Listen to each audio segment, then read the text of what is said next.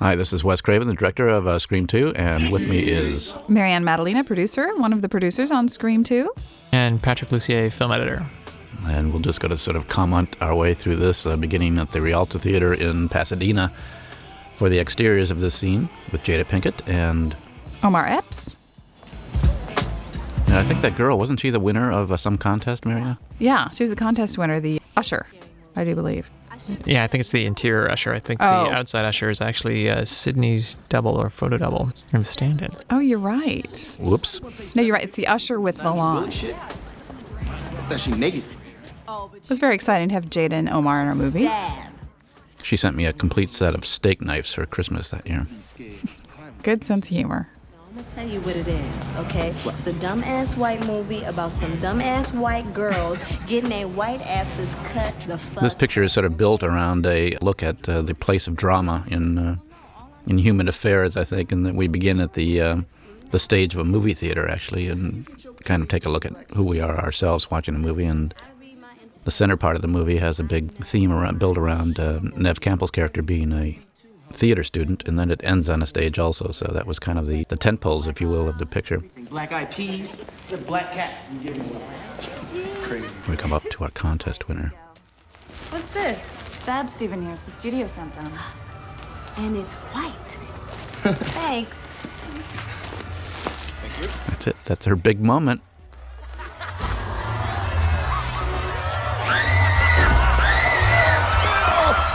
Pandemonium. Very romantic. This was a long 3 days, wasn't it? Yes, it was, and this is where we learned that if you have big mob scenes in a movie, that will be on the internet that night. I think this entire scene was on the internet almost immediately. That's right. Part of our learning curve for security. Never wrote another one.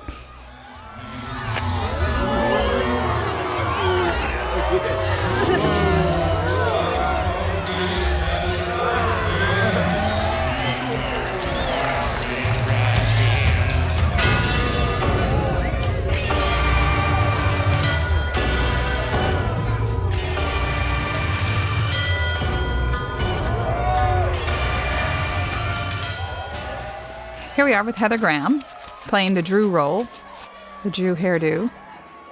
It's too bad. She never went on to anything after this. It's a shame, really. Yeah, this is Stab, the movie within the movie. This is our sort of a Hitchcock tribute, of course.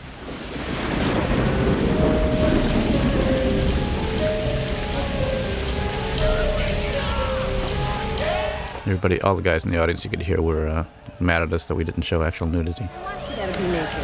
What does that have to do with the plot of the story, her being butt-ass naked? I don't know about the The plot. scene was interesting in the terms of editing, working with Wes. I remember all the discussions of when you were full screen inside the actual Stab movie and when you were actually just seeing the screen and all the extra people, and that it was always off of Maureen's character, Jada Pinkett, that you were going inside the film itself so that it would be full frame, as opposed to actually seeing the audience in the crowd, so that it's very much her experience with the Casey character in Stab. Who is this? Well, yeah, and it seems to me we sort of experimented with it various ways, and when we played it as kind of an event in the theater, it wasn't nearly as strong as if we went directly into it and played it as film inside the frame, right, Patrick? It always seemed to be kind of removed when you were seeing the audience. So from an audience perspective, it was useful in that regard in order to sell Maureen's experience that she's going through. To better connect it, it seemed far more effective to go right into the screen to the full frame. I don't even have Right. a boyfriend right now. It's also, it was a little weird because we shot this opening sequence, the Stab sequence, as kind of a film, and then when we started intercutting it, it started to lose its power. So that was, I think, another reason why we ended up going back into it sometimes just fully, so that it could play as its own powerful thing. You know, I don't even know you, and I dislike you already. That scene was great fun when we previewed the movie in Tucson. The audience reaction to that scene was great, and getting all the references to the first film and delighting in shots like the popcorn and the phone and reminiscences from the first film and how we were playing off that.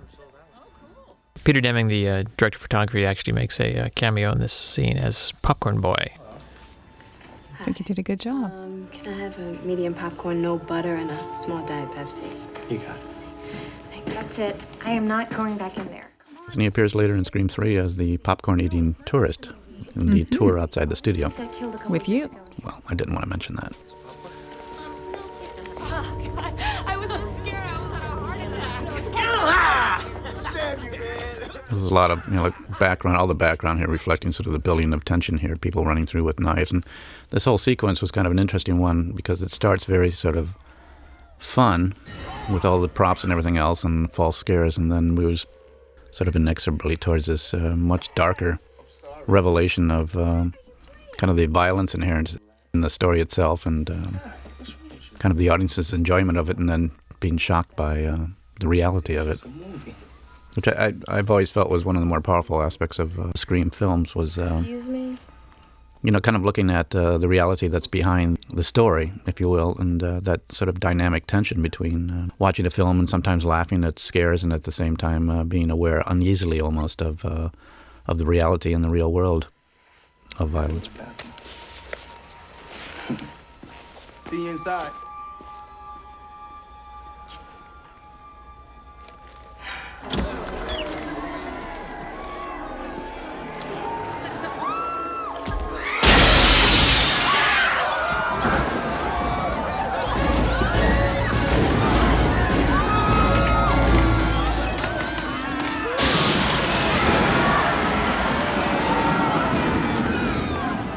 This sequence was, I think, Kevin Williamson knew the sequence even when we were shooting Scream 1, did he not, Marianne? Yeah, he had this idea along with the Scream 1 script.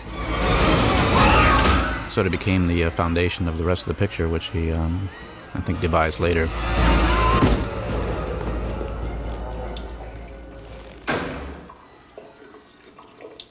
This sequence, if I'm not mistaken, was a bit improvised.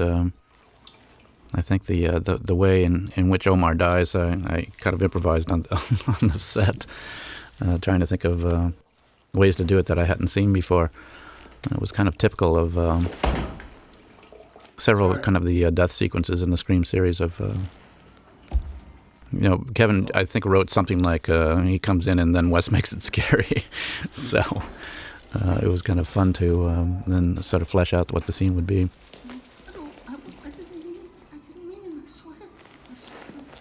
This is another thing in terms of misdirection of the scare that you hear. You hear the voice on the other side babbling in this very strange things that he's saying, trying to draw Omar closer and closer in a very strange and bizarre way that misleads you to think that what he's hearing is one thing and then turns out to be something else.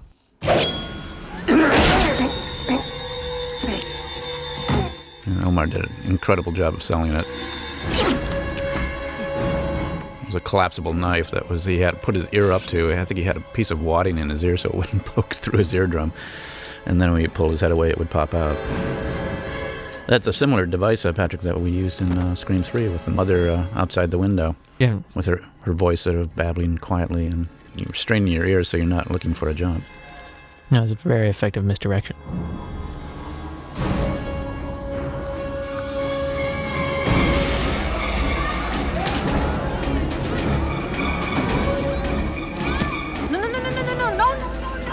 No, don't do that.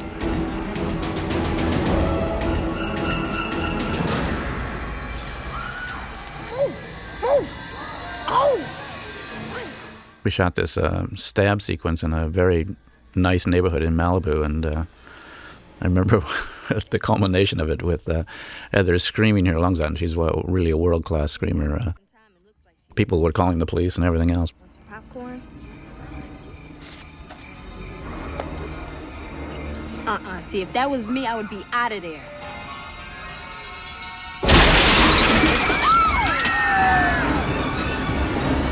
Ow!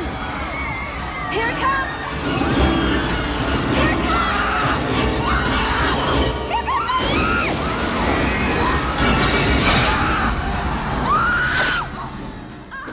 Patrick, that's your patented knife swing there, isn't it? Yeah, I believe there's many through here. These were actually enhanced by Todd Toon, the sound supervisor on the show, who also did the third one.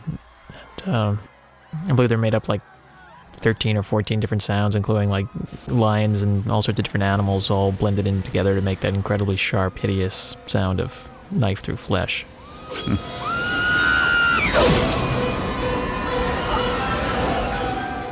Jada was quite a trooper here. Quite a trooper and quite an actress. I Yeah. mean, this mime of, the disbelief and the sort of a growing shock was just amazing, I thought. And sort of the scene lives or dies on that kind of acting. She really, really sold it. And continues here, just when she crawls up on the platform. It's just so horrific. No one's doing anything about it. It's such a great sequence. It was, again, one of the amazing things when we previewed it. You had an audience that was essentially doing what the audience in the crowd was doing, being very excited with the film. But again, as she is dying in front of them, the audience doesn't really quite understand what you're doing to them and how you're messing with their heads. And the point that everything goes quiet, the audience in the theater is actually quiet because they don't really understand, I think, the immensity of what you've just done to them. Yeah, it is a terrible sort of a trick upside the head of let's take a look at what we're all enjoying here.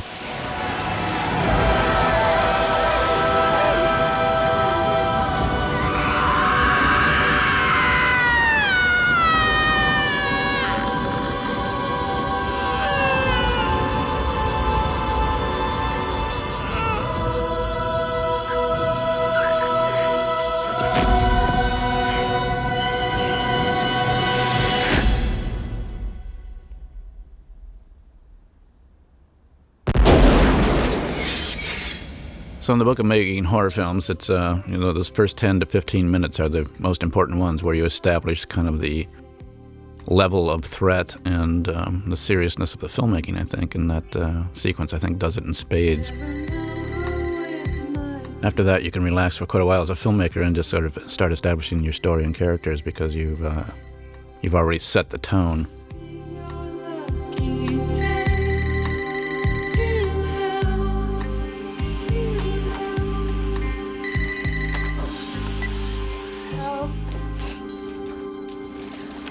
Hello? Hello, Sydney. Yes? What's your favorite scary movie? Who is this? You tell me. It was very cleverly written, too, I think, by Kevin. After, scaring the hell out of everybody, you go to this false scare, and Hot flash, Corey. you see Nev's way ahead of this kid, and Prosecuted under Penal Code 653. you kind of can let the whole audience take a deep breath. Hope you enjoyed the movie.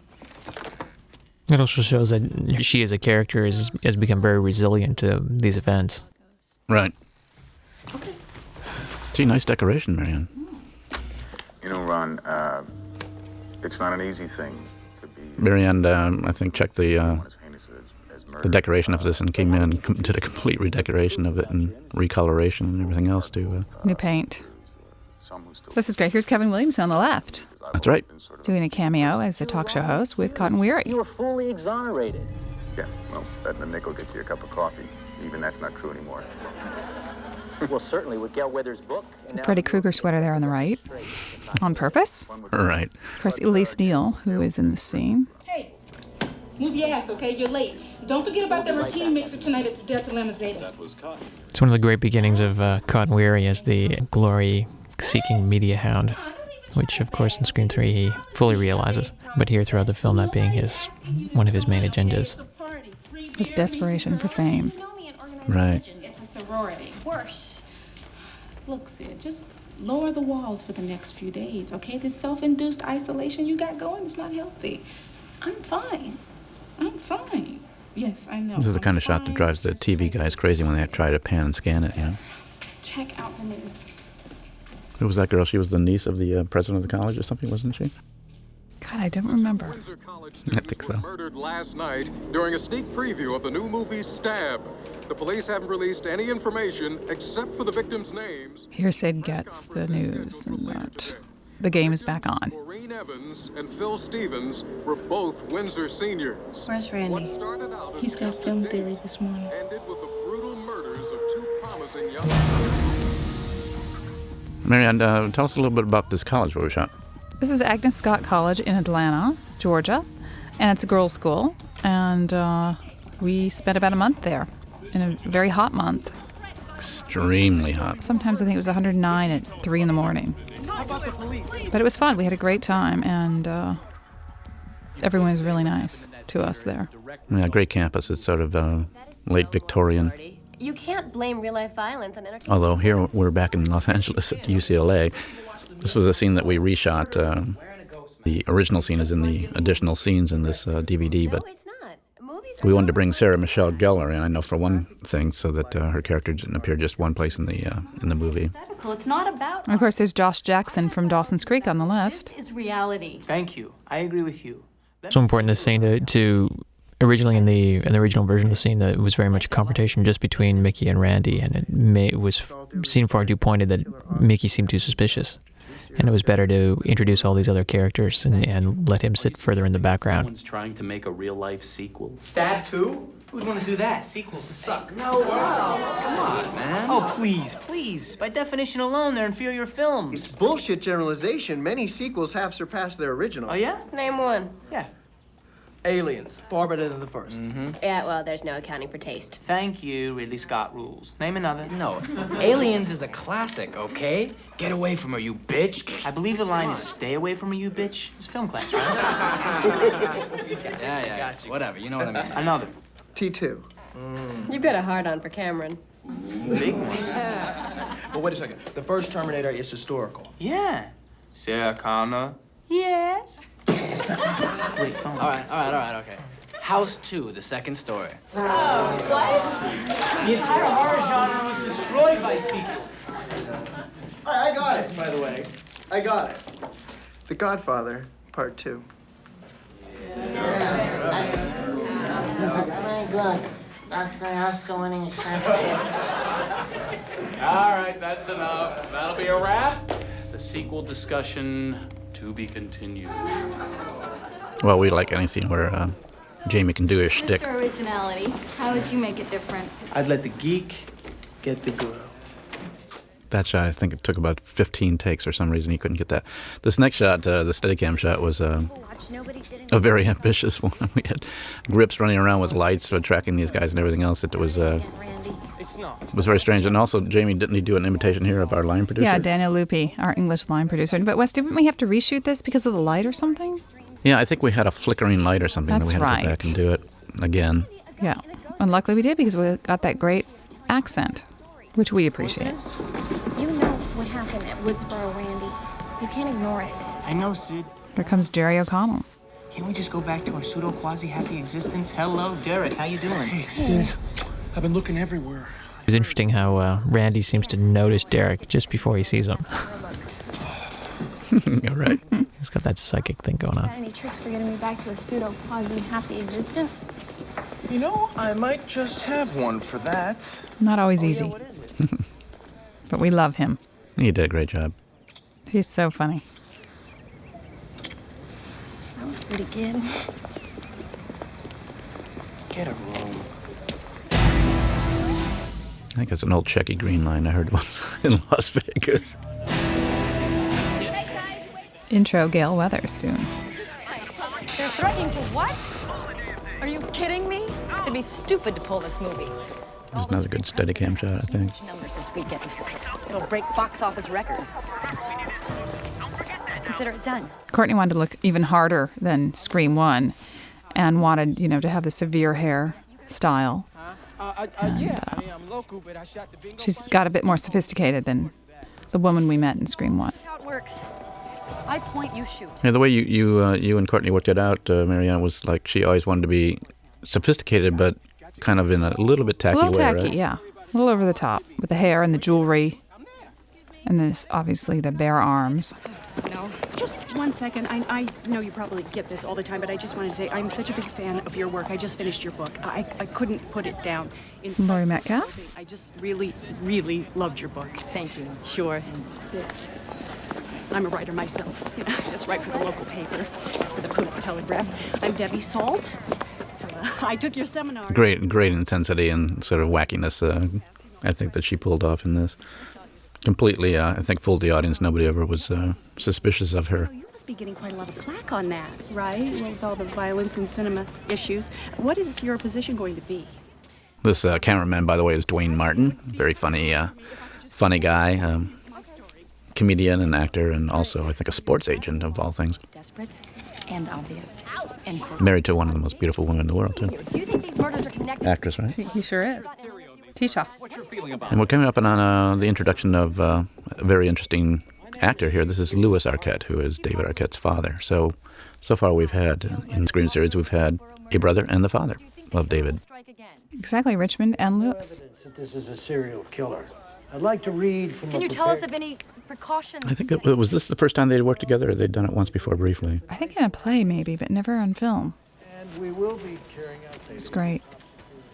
Oh my God, this is huge. Do you have any suspects? Well, there's Dan Ardando in the background. We just saw him. Our co-producer. Who appears in all three Screams. Throughout the movies. Major motion picture starring Gail Weathers. Be kind, she saved our lives. She had calf implants. Chief Hartley, do you plan on giving the town a curfew? I'm gonna get closer. Of course, Tim Oliphant on the left, I think, just had a baby. That's her. Yeah. Here come the girls. Of course, Portia de Rossi and Rebecca Gayheart. Hello, girls. Enjoying yourselves? Oh, hello, Sister Lois, Sister Murphy. This movie kind of was the springboard for them, Yeah. among many other of the actors and actresses. But they went on very quickly after this to starring roles in television and movies. Yeah, of course, Portia is a huge star on Ally McBeal and also very visible on a lot of, I think it's L'Oreal. She's the spokeswoman for L'Oreal, and she's doing great. And of course, Rebecca Gayheart works all the time. Both so beautiful. We'll be there. Oh, good. Because Sid, we have our. It's interesting as you meet all these characters how there's something suspicious about all of them. You look at them all in terms of the story, and you're always looking for who could it be. Jerry especially plays it very well. He always says something where you're thinking that, okay, this could easily be the guy. Delta Lambdas are the biggest Right. bunch of fucking. Hey! I love the wardrobe of all those sorority gals, very, sherbet oriented.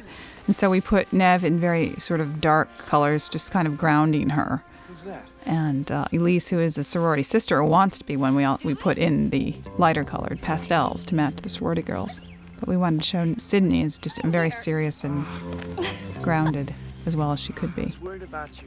And here's David's introduction to the movie. And here's the theme, the Dewey theme. The controversial Dewey thing.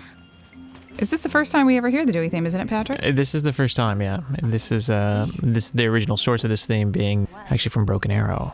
It's actually the licensed piece by Hans Zimmer. And then we have our own Dewey theme that we use later for the more serious moments, but for the actual moment of introduction, that is an actual piece from another film. Yeah, I'm loving it. And it sort of happened by being used in the editing process as a sort of scratch track, and we just we never heard anything that quite fit the mood of Dewey and the scenes as well as this. So we ended up doing something I think I've never done before in my films of licensing something from another movie. But it was just we felt like, well, that's just the piece. It just fits it perfectly. Or her. In the film business, we call it temp love. You put something in your temp score that you don't own, and you fall in love with it, and you have to either give it up, find something better, or spend a lot of money getting it. It was interesting that by Screen 3, Marco did a really interesting adaptation of this general sort of thing and came up with something just as good as or better for Dewey's theme. What? The Scream 3 one is kind of is a nice evolution, and it has some more texture to it, and as Dewey's character has evolved. I'm gonna talk to Chief Hartley and the local police. I'm gonna just hang around. I want to make sure you're safe.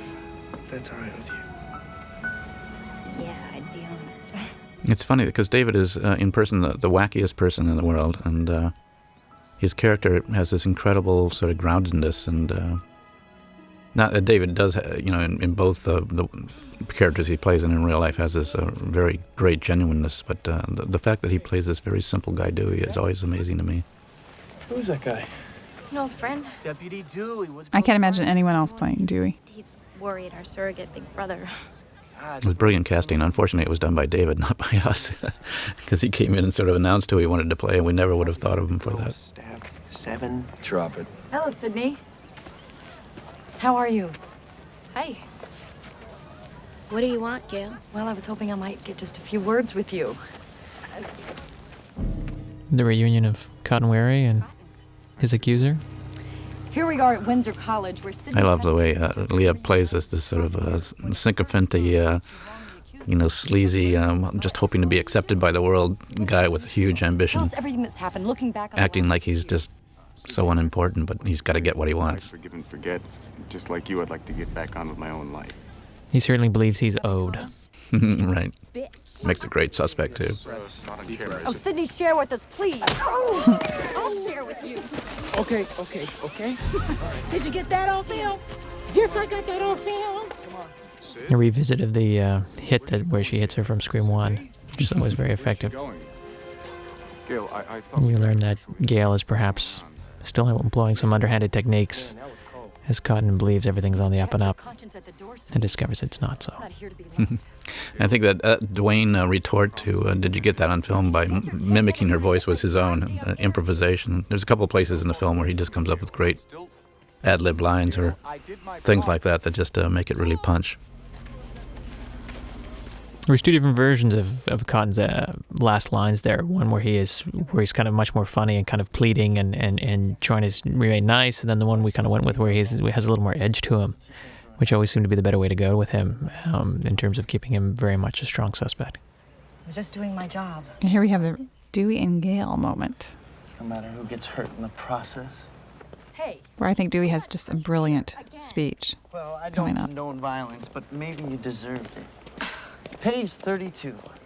Deputy Dewey. This was always a very delightful scene, and especially in the preview when we previewed the film as well. That the two characters obviously responded very well in the first film, and then this reunion of them was, especially with Dewey's It's a character in a book. disgruntledness at that the fact that she slighted him in the book is quite wonderful, and how he's just both hurt and in love with her at the same time.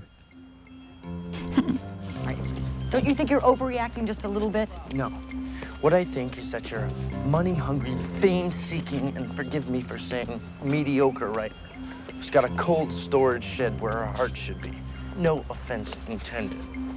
Dewey, I never meant to imply How that... do you know that my dim-witted inexperience isn't merely a subtle form of manipulation used to lower people's expectations, thereby enhancing my ability to effectively maneuver within any given situation?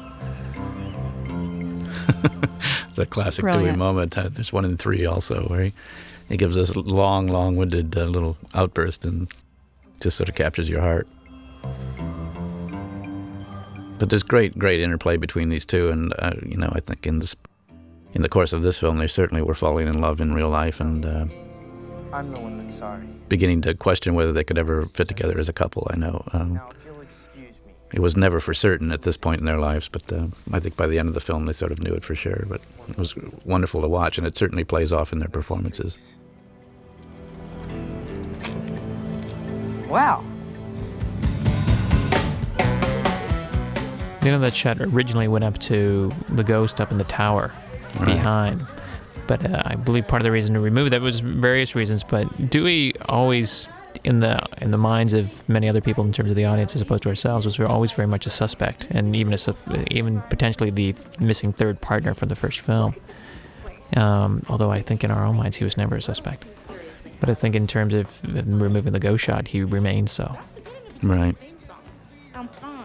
Yeah, fucked up, insecure, I had a lot of fun with Steadicam in this film, I'm starting to notice. Hi! No, I really mean that. Hi. Yeah, it's become one of our favorite lines, I think. Yeah, we say it constantly. Hi, no, I really mean that. Hi.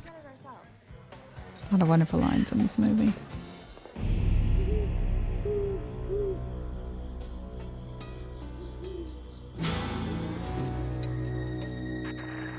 This house is in Los Angeles, is it not? I think it was out in Pasadena. No, they broke up again.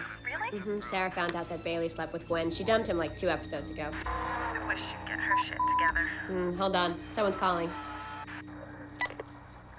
Omega Beta Zeta. Hello? I think we looked forever for a sorority house, didn't we, Wes? Yeah. Yeah, we wanted something that was very creepy and big and that would lend itself to Steadicam shots. And this one was laid out in such a way that you could move the camera very nicely in it and, sort of see from room to room, which was important to me. All right. I'll call you back. Okay, Ted, your sound loaded. What's up? Who's Ted? Oh, I'm sorry, my bad. I thought you were someone else. That's okay, I am. First time I'd ever heard that line, "my bad," Nobody's here. which all the kids use now. Yeah, Kevin's ear for dialogue is fantastic, especially dialogue of young teenagers or people in their early 20s. Drink with your brain. That's our motto. Who are you calling for? He has had a lot of fun, Patrick and I, selecting the things that would be on television in various scenes. This one we ended up with, certainly you always have sort of things that are dire, like, fires and racing cars, but we ended up with Nosferatu, which was the early version of Dracula, one of the earliest horror films ever made. Don't we hear a song here? Don't we hear your daughter song here somewhere, Wes? Just before. Just before we'd heard it, yeah. Yeah, she's flicking around the dial. It's a song that comes through. It's playing in the background of the TV. Yeah, my daughter Jessica Craven has her own band, and she has a little cut in there, too. But before that, it was, not the band wasn't called Jessica Craven as it is now. It's called, what was it called then, do you remember? Telstar. The Telstars, which is, I think it's a brand of Gibson guitar. But now, of course, the band is called Jessica Craven. Hello? Hello? The woman on the phone talking to Sarah Michelle Gellar here is Selma Blair, who's in Cruel Intentions and a few other things like that. Oh, that's right. I think this is one of the first things she did, as the phone voice. I think that when Kevin had originally shot a screen test to be considered as a director for Scream 1, I believe that he used Selma. Does that ring a bell to you? That may be true to Selma as Sydney. Yeah. Yeah, I think that may be true. That'd be fun to see that. I wonder if... What was the scene? That was the bathroom scene, wasn't it? Yeah. It was the bathroom scene, and the ghost was actually wearing the mask from Halloween. Can you hear me now? Hello? Shit. This scene was always very interesting because in the original version of it, she goes all the way out to the street, sees somebody playing basketball down the street, and sees the party up the road, and then comes back. Whereas here, she just really goes out to the porch and just goes back in. Jesus, Donna, you scared me. I'm sorry. Yeah, economy of movement. What are you doing here? I live here in... This was kind of fun, too, a staging thing to get the timing right here. When this girl leaves, and the instant she does, the ghost makes a move just as Sarah Michelle Gellar's back is turned. Who's calling? Oh, here it goes. Of course, there's the interesting thing is, how is he talking to her on the phone if he's walking in the background and his arm isn't up speaking? Exactly. He's using a small tape recorder that's hidden in his It implies cloak. there may be more than one. There was something we even debated about in post-production about whether we should actually CG the ghost arm crooked up as if he's talking on the phone. It's the other ghost doing the talking. Oh, I guess we all know that by now. They're in cahoots. Her face here is great because she just looks like she just can't believe this is happening. Yeah, it was a great mime. She goes from child to adult to a child and back to adult.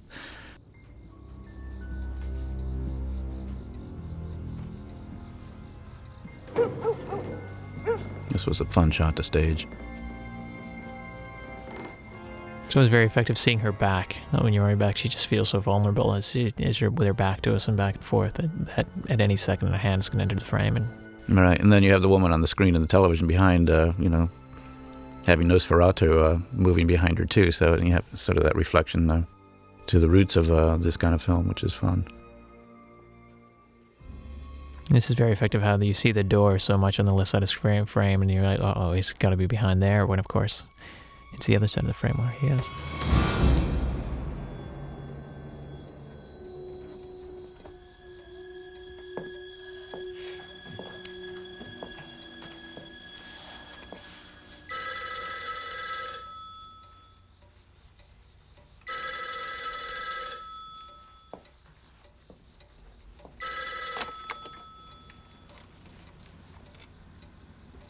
Hello?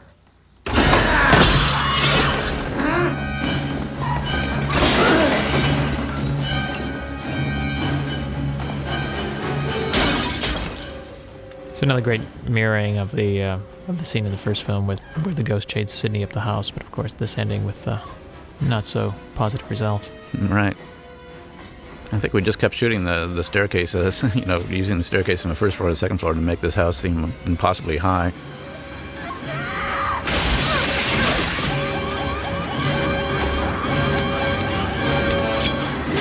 Ooh. Scary scene.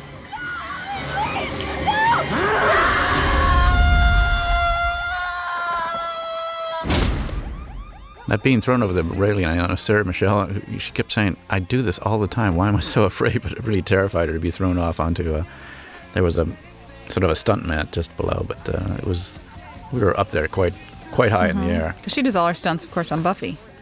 Right. But it's not true. We only promote safe condom sex. See, we're about love. Now, don't we have Matthew walking through the background Yeah, here? let's find him. He's wearing a blue shirt, is he not? And he's got There he is with the white hair. Yeah, on the left frame, He's walking through. It's Stu. He's dead, but somehow. That's his evil twin. That's the only place he appears, right? Yeah. Right, because he and Nev were dating at the time. Sorry. It's interesting how here almost everybody's in blue. All the suspicious types all have blue shirts on, except for Sid. That hurts. Empire Strikes Back. It's a better story, improved effects. Not a sequel, part of a trilogy completely planned. Yeah, I like those little bird things. The Ewoks. They blow. How you doing? Twits being nice to you? Painfully nice. I take it you will not be pledging Delta Lambda Zeta. I think not. Crushed. Hey guys, something is up at Omega Beta Zeta. Police are everywhere. Hurry! What's this song, Patrick? It's Dear Lover. I think it's the Foo Fighters. I'm not positive about that, though. Uh-huh. Trick always to get as many songs in the party scene as possible in order to fulfill contractual obligations.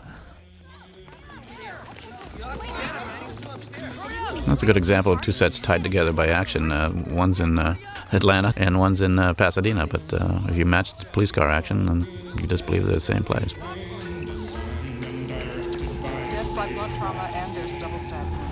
So it's definitely. Hey, who's that on the right? Oh, there's my girlfriend, Cornelia Kiss. Who had just gotten off a plane and was totally exhausted and didn't know what I was doing to her. Gail, hi, you're just getting here. It's not good. It's a single victim sorority girl. So I gotta go. It's very effective. Laurie Metcalf always seeming to be more on top of things than Gail. Let's go. In a minute. Marianne, wasn't that sound guy somebody's brother or something? It's Dan's brother. Rocky. Rocky, who appears in Scream 3 also as the guy with the message coming down the aisle in the introduction to Courtney Cox. Yes. Rocky Arredondo. Move it, Joel.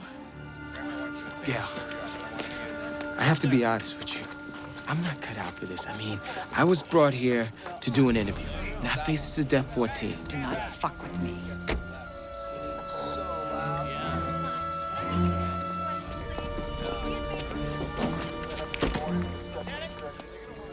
They're looking very suspicious there.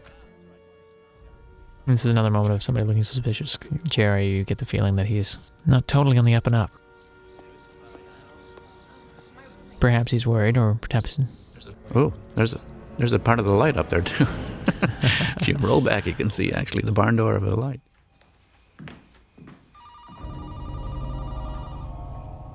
This was a fun Steadicam shot. Very complex to stage and get it right, but works very nicely, I think.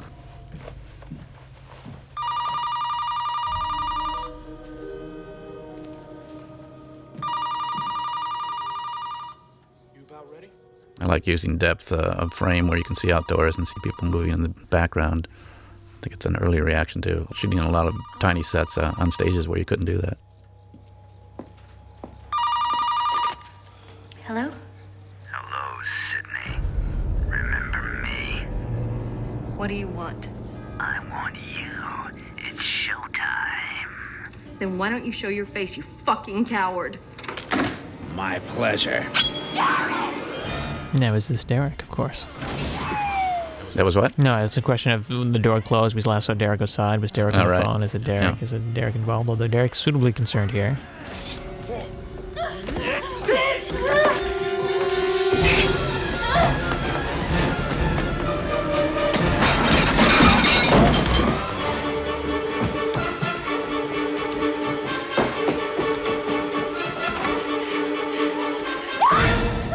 One of the things I have to laugh about is that the killer in the Scream series is a little bit of a klutz. I mean, he does fall down or get hit by doors quite often.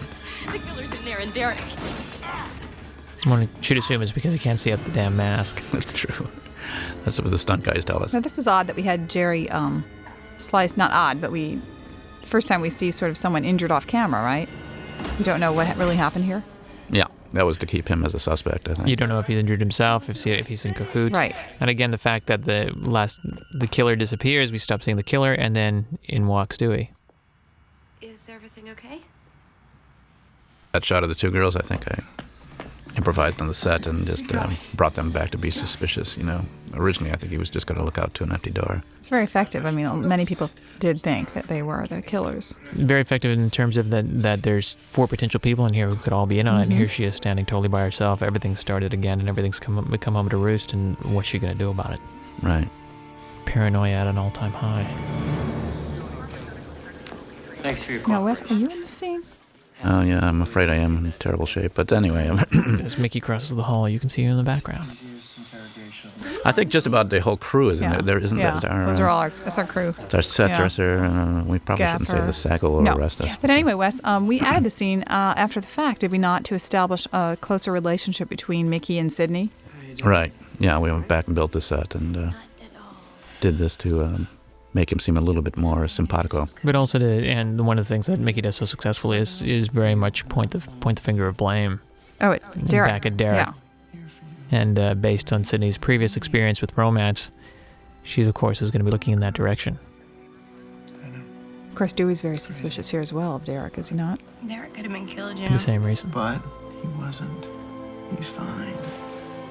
He just needs to realize the 90s is no time to play hero. Why would anyone go back in that house anyway?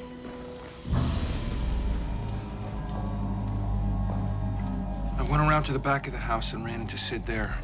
It's when she told me the killer was inside, so I went in to see. You're lucky there's no nerve damage. There's your assistant, Gina Wegner. There's our key grip on the wheelchair. Yeah. They were all SAG-carrying members. Absolutely. You're lucky he didn't kill you. Yeah, it's awfully convenient. Say what? Nothing. It's just a shame he got away so easily. It's just a shame you got there too late. Right after he disappeared. Looks all around. Everybody's suspicious of everybody. Yeah, it is. Lots of blue eyes, blue shirts.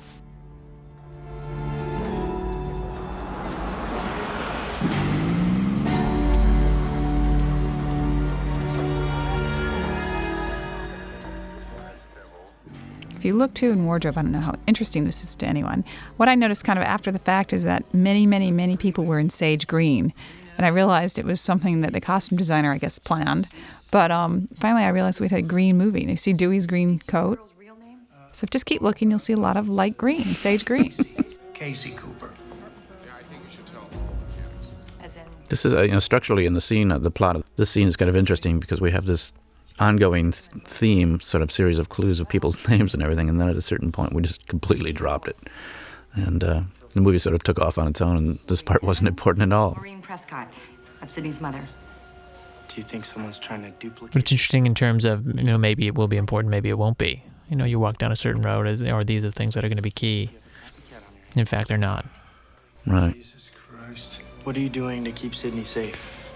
I got my two best detectives. Might be worth, Marianne in the wardrobe department commenting on Courtney's jacket, too, because there's a thing in video called the Moret effect, where if you have either checks or close stripes, when they're seen in video, they sometimes just kind of go nuts on the screen. And that jacket, in the editing room, especially on the editing machine, which uses a sort of degraded form of video, we call it the atomic jacket because it would just sort of zap all over the place, those stripes. Strobe, yeah. Well, I guess they'll be seeing that when they're watching this DVD, right? Well, hopefully the DVD is a little bit better quality. I don't know. But if you watch it on a lower quality VHS, perhaps you would. Now, these two guys, the two detectives, we affectionately called the Stugatz brothers. And the guy on the left, when we get a little closer, I'll tell you about it, but his name is Phil Pavel. And we first found him in an improv group that Wes's son, Jonathan Craven, directed. He was so funny that we just kept him in mind throughout the years and brought him in on this. Trusting me or anything. This day, I think it was raining also, if I'm not mistaken. There's a lot Light of rain. stills of us sitting around looking terribly depressed while the set was drenched. The second or third day of photography. That's right. We Yeah. all had umbrellas, and of course they didn't. I think that's why we put it under the tree. But somehow it worked. I think just Peter lit it in such a way that he didn't realize that it was kind of a very, very dark, rainy day. It's amazing about rain, too. You often, if it's not pouring, you don't see it. There is Phil Pavel there on the left. Oh, missed him. We'll see him again. Dewey? Chief? Hi. So I'm heading over to admissions to do some... There's that jacket. There's the strobe jacket. Just kind of strobing there. Here to help Sid. Yeah, it is. We made the same stupid mistake with Dewey's shirt in Screen 3 at the very end scene, which also goes nuts on screen. You'd think we'd learn. But Wardrobe will kill you, right, Patrick? No comment. I smile when I catch the killer. Gail, hi. So who do you What think about Sydney's father? Has he been ruled out? this scene I remember as being the worst example of this college was, I think because of some sort of weather phenomenon, was directly in the flight path of the Atlanta That's right. International Airport. And we had a plane like every 30 seconds, you wouldn't believe. Oh, Courtney had terrible strep throat. That's Courtney's family behind her there in that little scene. Her sister and I think her nephews. But Courtney had a horrific strep throat this day. But still was there at 7 a.m. and worked hard. Derek, I think Sid will let me interview her for my documentary. Famous singing scene. Turn down Primetime Live 2020. This is another great thing about Mickey's whole purpose in so much in the movie. I think is very, I guess, Iago-esque, that he's constantly pointing the finger at others, and very much making sure that everybody keeps everybody else in mind as the prime suspect, and never really pointing the finger at himself. Yes, for your future directors, another deep frame thing of having Sidney coming from all the way in the back. I always like to have that rather than somebody coming just from off frame. Over there. Also, you begin to see the division there between Sidney and her boyfriend when he puts out the chair and she doesn't sit down. There's Phil. Now, the other gentleman was one of our chief stuntmen. Yes. We've used him quite a bit. He's worked with us a lot. There's Dan Arredondo in the right-hand frame. We'll show you again. Important to us. In fact, that stuntman was the guy who did the stairfall for Billy in the Scream 1, I believe. Right. Did a lot of really good stunt work. Didn't you cast him just so that we could see him and see him in the way that he's going to be in his ultimate demise? Exactly. Later? Yeah, his end sort of involves a lot of stunt work, so I said, why not just cast a stunt guy? Derek, Which makes even those stunt things even more effective. And he's a good actor. Chris, his name is. Chris Doyle. Chris Doyle, That's right. thank you. Isn't that what life is made of? No, it worries me to say. Now this, for you young directors, if you ever shoot a scene like this, we, the standard way is to pre-record his singing, and then he does this to playback. And I decided, well, that would be robbing it of a certain reality, so we had him actually sing it, but every single cut he was in a different key. So. Yes, editorially that made it so that this scene was actually the hardest scene to cut in the entire film. Did he loop this finally? He looped part of it. We ended up not using much of his loop at all. It is actually Jerry and the key change we embrace. And but it was an incredibly tricky scene to do, mostly because we cut out about 30 to 40 seconds of the song, and then literally going from cut to cut, and then trying to get all the clapping in sync was also very tricky. When we did post looping on the thing, we had a whole clap track of people just trying to clap in some kind of sync to what was going on behind them. Oh my goodness. And of course it was so hard for all the actors who auditioned for this role, because that's the scene they had to use. And, it can be a little embarrassing. No, that's right, yeah. And endless audition scenes of I Think I Love You. people singing that. Is this Sid's theme? This is actually a string arrangement of Paul Buckmaster's that then leads into the Collective Soul song. Okay. Isn't that a big frat faux pas? This was an interesting, from the directing point, there was, remember Patrick, there was one extra behind Sidney who just was kind of out of the scene. I don't know what her story was, she had a bad day, whatever. But we ended up having to cut a lot of the close-ups of Sidney out because this one girl just... Sat there.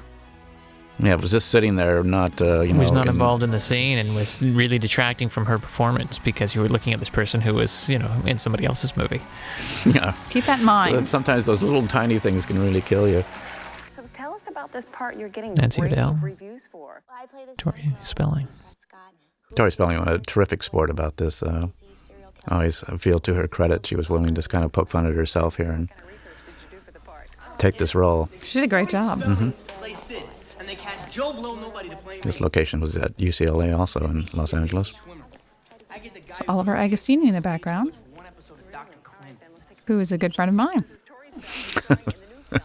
who also is a SAG card carrying Absolutely. person. Here we go.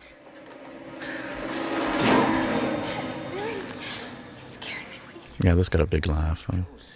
Because of the hair, I think, for many reasons, but It's interesting that originally the stab scene was actually directed by Robert Rodriguez, and then that was chosen to take it out. Yes, we were made to take that out, I think, for legal reasons.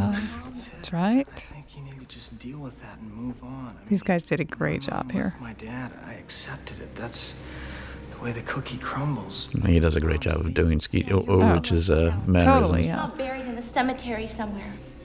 My mom's dead and she's never. It's fun also, as Kevin Williamson sort of, doing a satire of his own writing or his own dialogue.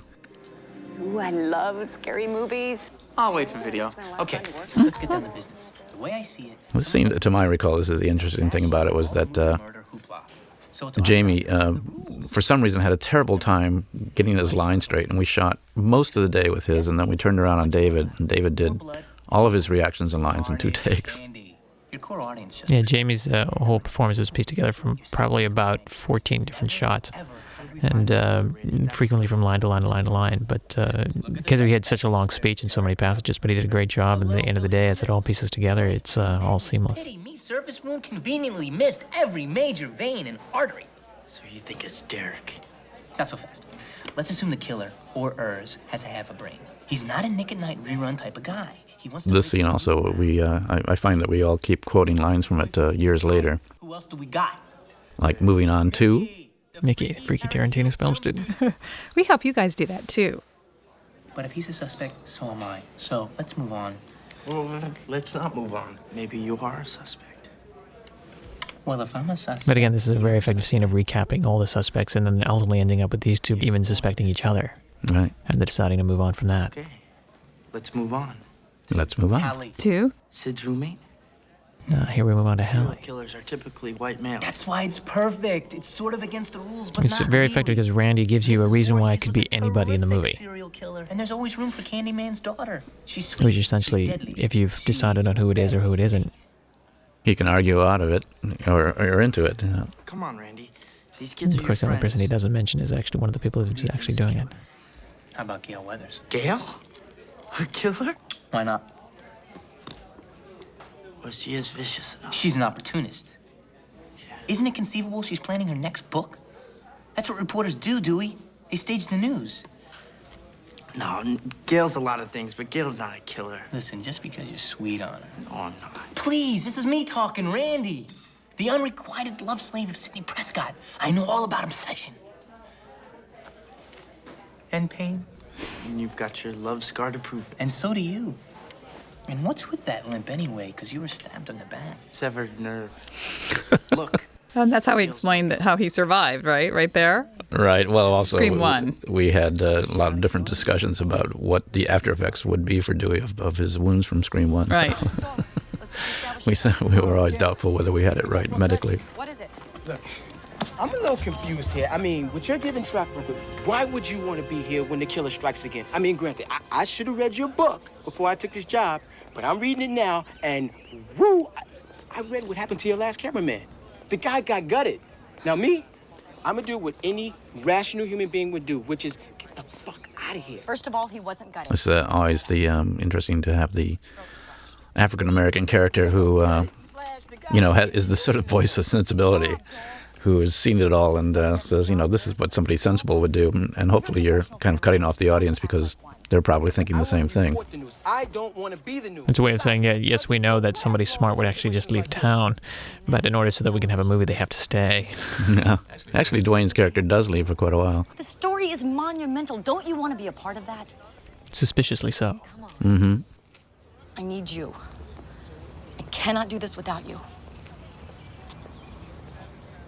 Good. Come on. Let's get some work done. Yeah, let's go get killed. introduction to the second stage in the movie. Now, Wes, you wrote this scene, really, didn't you? You sort of did a spin on it as far as the content of the show.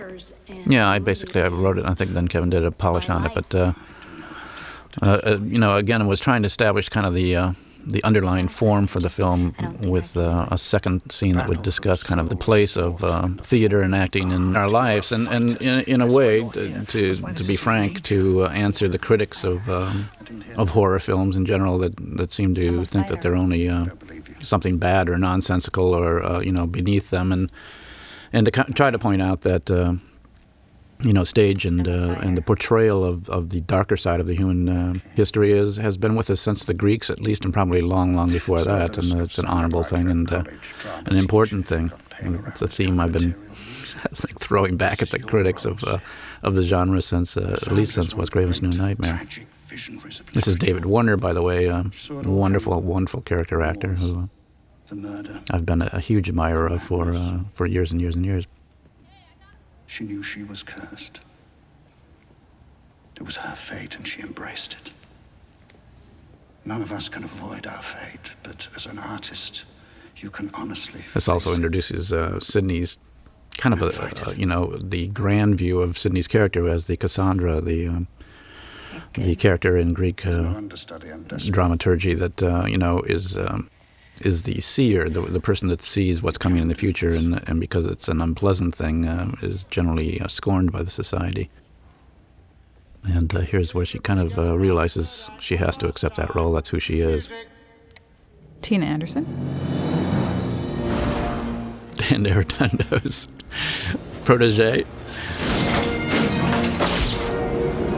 And again, we're having fun here with all the sort of mechanics of theater and the kind of magic of it, if you will. I believe we brought in a choreographer here named Adam Schenkman, who did all this wonderful choreography and who's now directing his first movie, The Wedding Planner, with Jennifer Lopez.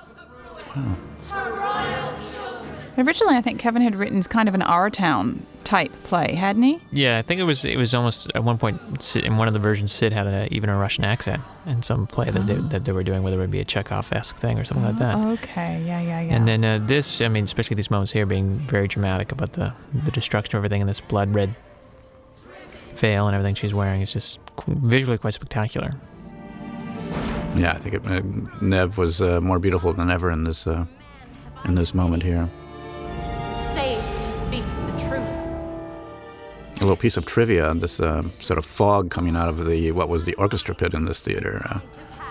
One point we heard this desperate yelling from inside, and all the stagehands were jumping down in there. And there was a guy who had become totally asphyxiated, damn near died down there in the fog. It was actually very dangerous down there.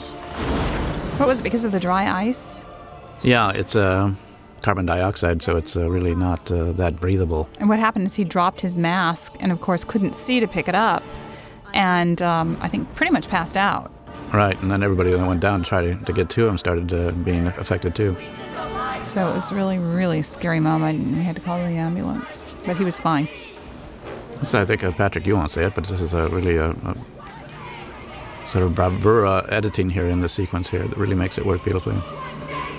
This is one of the most fun scenes to cut in the movie. Just the glimpses of the ghost, the chaos and the madness that she's running through, and the music and everything being very effective. This is, by the way, this particular piece of music was written by Danny Elfman. That's right.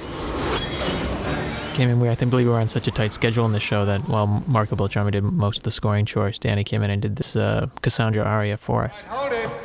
This business of flames being suggested by sort of cellophane being blown by fan, I saw in a Fellini film. And I think for 20 years I'd always wanted to put it in a movie. I finally found a place I could do it.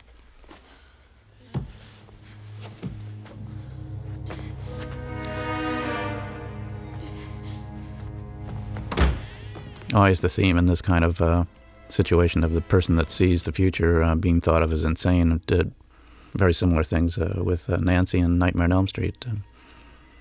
Profit without honor in her own country. Sid, your escort has arrived. Derek, how long have you been here? I just got here. Is everything The entrance of Derek, suspiciously, at the moment that the ghost had disappeared. edit? You get me instead. What happened? Derek, don't. Yes, I think this is beautifully acted by Nev, too. Be alone right now, okay? Being alone is not the answer, Sid. Well, I think it is. It's a theme that runs throughout all the Screams, is Sidney's sort of being torn between being alone and safe, but possibly moving towards madness and isolation, or coming out into human society and taking her rightful place among other people, but being endangered by not knowing who the killer is among those people. Understanding. Yeah. Constantly running the risk of betrayal, which always seems to weigh very heavily on the character's mind, especially throughout this film. Right, yeah, and starting all the way back in Scream 1.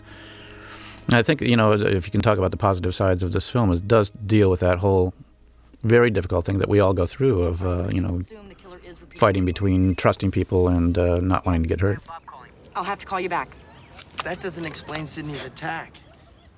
Oh, suspicious use of a knife. Wasn't for a lack of These are all things that, as a director, you just put in the background to keep that suspiciousness going with all the characters. What? This also, as a director, was an interesting scene because it obviously ends up to be a scary scene, and very, very rarely do you see in a scary movie things like this happening in broad daylight. And this particularly, we chose to set it in the middle of the quad of the school, where you can see in all directions, and yet to try to pull off the idea of a killer who might jump out at any moment was really quite tricky. I'm gonna go get me some coffee, donuts, Prozac. It probably remains one of the most effective killing scenes in the entire Scream series, just because it is so counter to how any of them should work. For the very reason that it is in broad daylight, in the middle of a wide open space, yet very effectively scary. Then maybe we can figure out who's next. Marianne, I think you pointed out this is one of the few scenes where somebody smokes.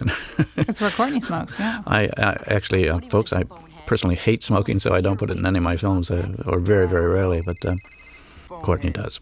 With the character of Gail, she could get away with it. Gail's not here. I'm not interrupting anything, am I? You three look deep in thought. Have you ever felt a knife cut through human flesh and scrape the bone beneath? It's him. Who? The killer. Roger Jackson is the continual killer voice, doing a very effective job. Did Roger write that line about, I think he did, didn't he? Did you ever feel a knife go through the flesh and scrape the bone? I believe it is. Yeah, and I see that little flag pin on Dewey. He also wore that in Scream 3. Yes, that's part of his costume, the American flag. It's actually worn by many policemen. At all times? Yeah, just as a symbol of, I think it started in the 60s, when the whole Vietnam, whose side are you on sort of thing. Showgirls. Absolutely frightening. It's again the theme of his phone as killer. And phone everywhere.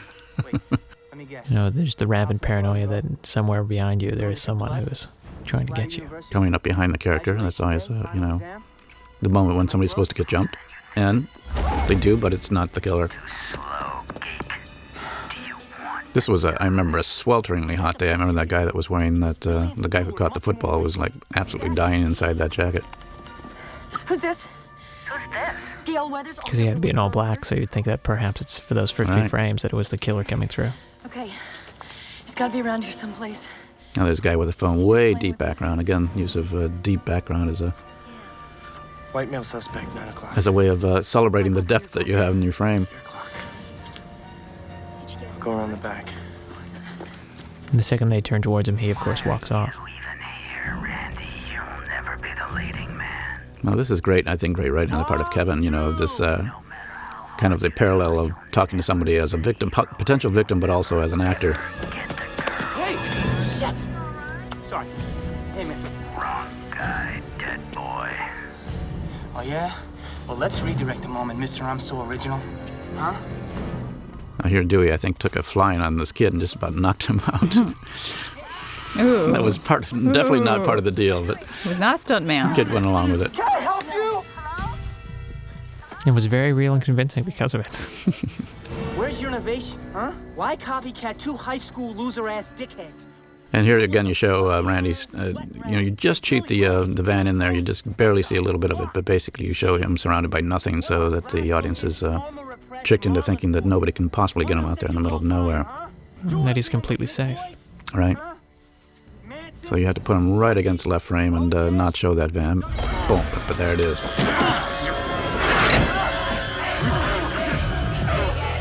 And of course, the loud music's coming up immediately to totally wipe out the sounds that the van is rocking, and you better not come knocking. Of course, this is the moment where I think many of our fans got a little upset.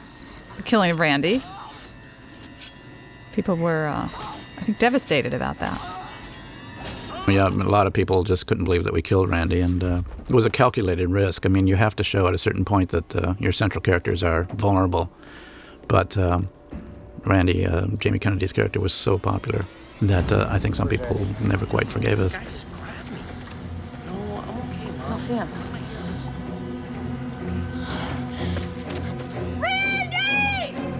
It's interesting that the last shot you see, of course, is of the killer's shoes walking off, and everybody has those killer boots. There comes Joel back in. You can see the boots, the same make and match as the killer. Later, we'll see Cotton shoes, and Cotton, of course, wearing the same shoes as the killer. Everybody back to Joseph Whipp, and I think in the first Scream, Mm-hmm. everybody has those killer boots. Yeah.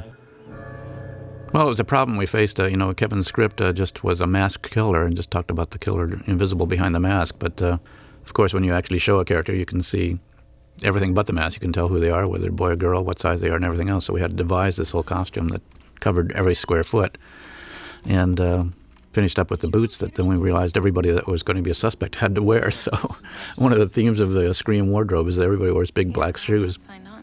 Someone here in the library. And even Emily Mortimer wore big black shoes in Scream 3. Right. In the bathroom scene. Not quite as big as everybody else's. No, they were supposed to be. That's where they get you. Someone, you give the order for the ghost boot, but somehow dainty ghost boots show up.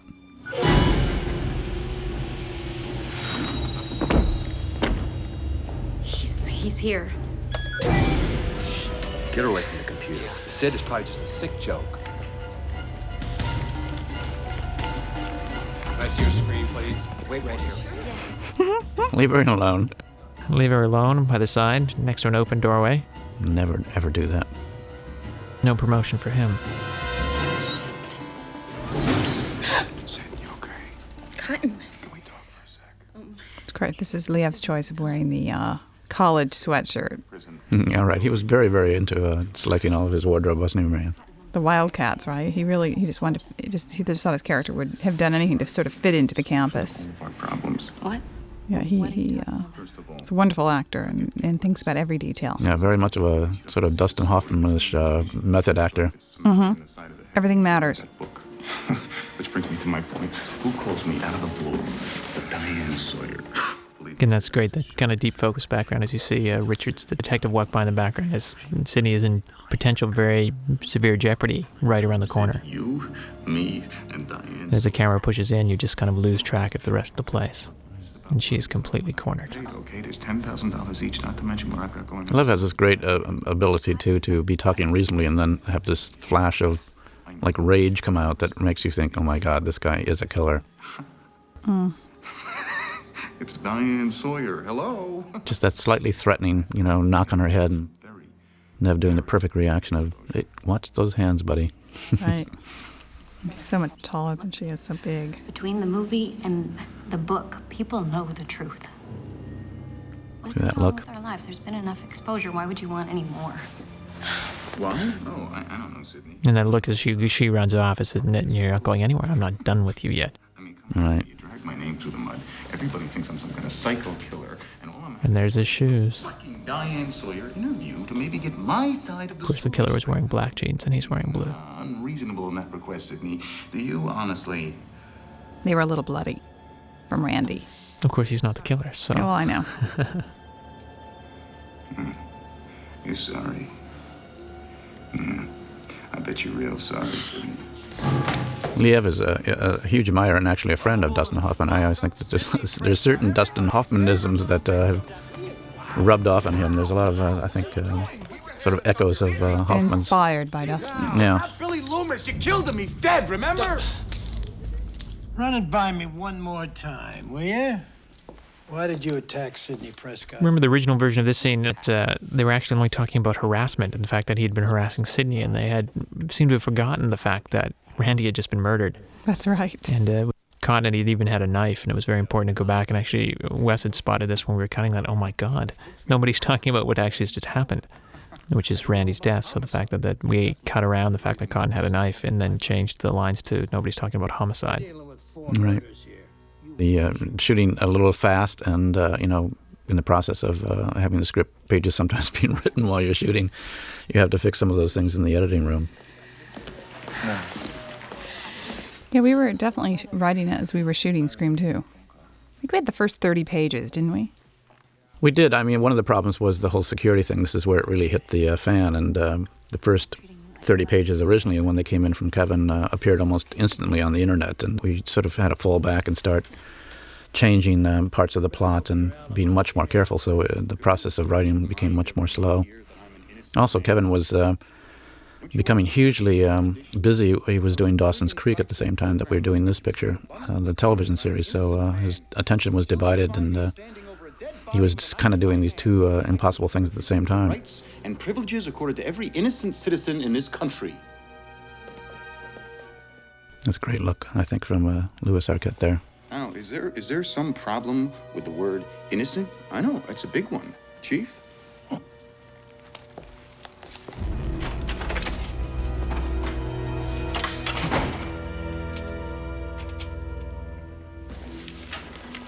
What's going on? We have to let him go. Why? We don't have any. Just as a fun aside, there's photographs like these on our set. We have a first assistant who's worked on all the Screams, Nick Mastandrea, who will go around with the prop people and take Polaroids of people and then paste their heads on photographs in the background. I'm always looking to see if I can catch one. But quite often you'll be in the middle of directing a scene and look over and see like Nick's head on a policeman in a photograph on the set. And that, can't you, Gil? Don't do anything stupid, Cotton. Gil, you were so instrumental in my freedom. You're not having character doubts now, are you? Cotton playing that last moment very suspicious. Sidney, if you change your mind. Come on, take a hike. Sorry about that. What a creep. They're gonna take you somewhere safe, Sid. Yeah? Where's that? I don't know. But I'll be there with you. Kind of had fun in this, in directing, just staging, people drifting through frame and giving each other significant looks and without lines. Some of the things that you do as a director that, aren't written in the script, but just help build the tension of the scene. Who's doing this, Dewey? I mean, if not Cotton, then who? I don't know, Sid, but I'll find him.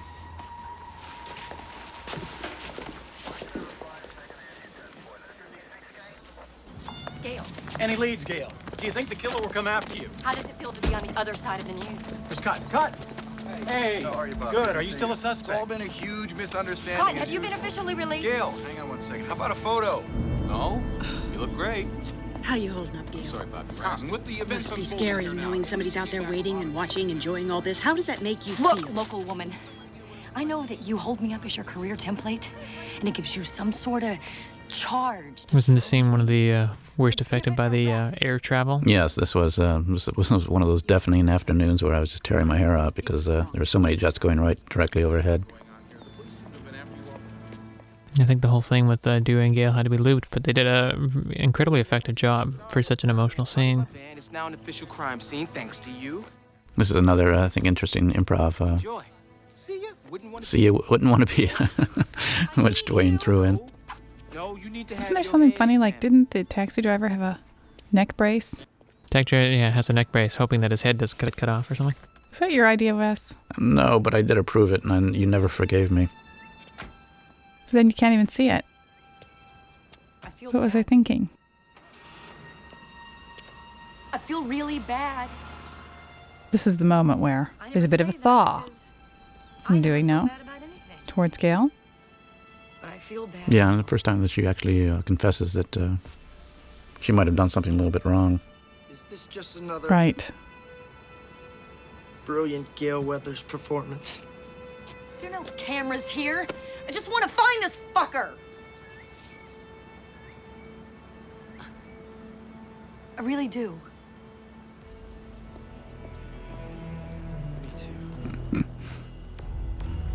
He loves her so much.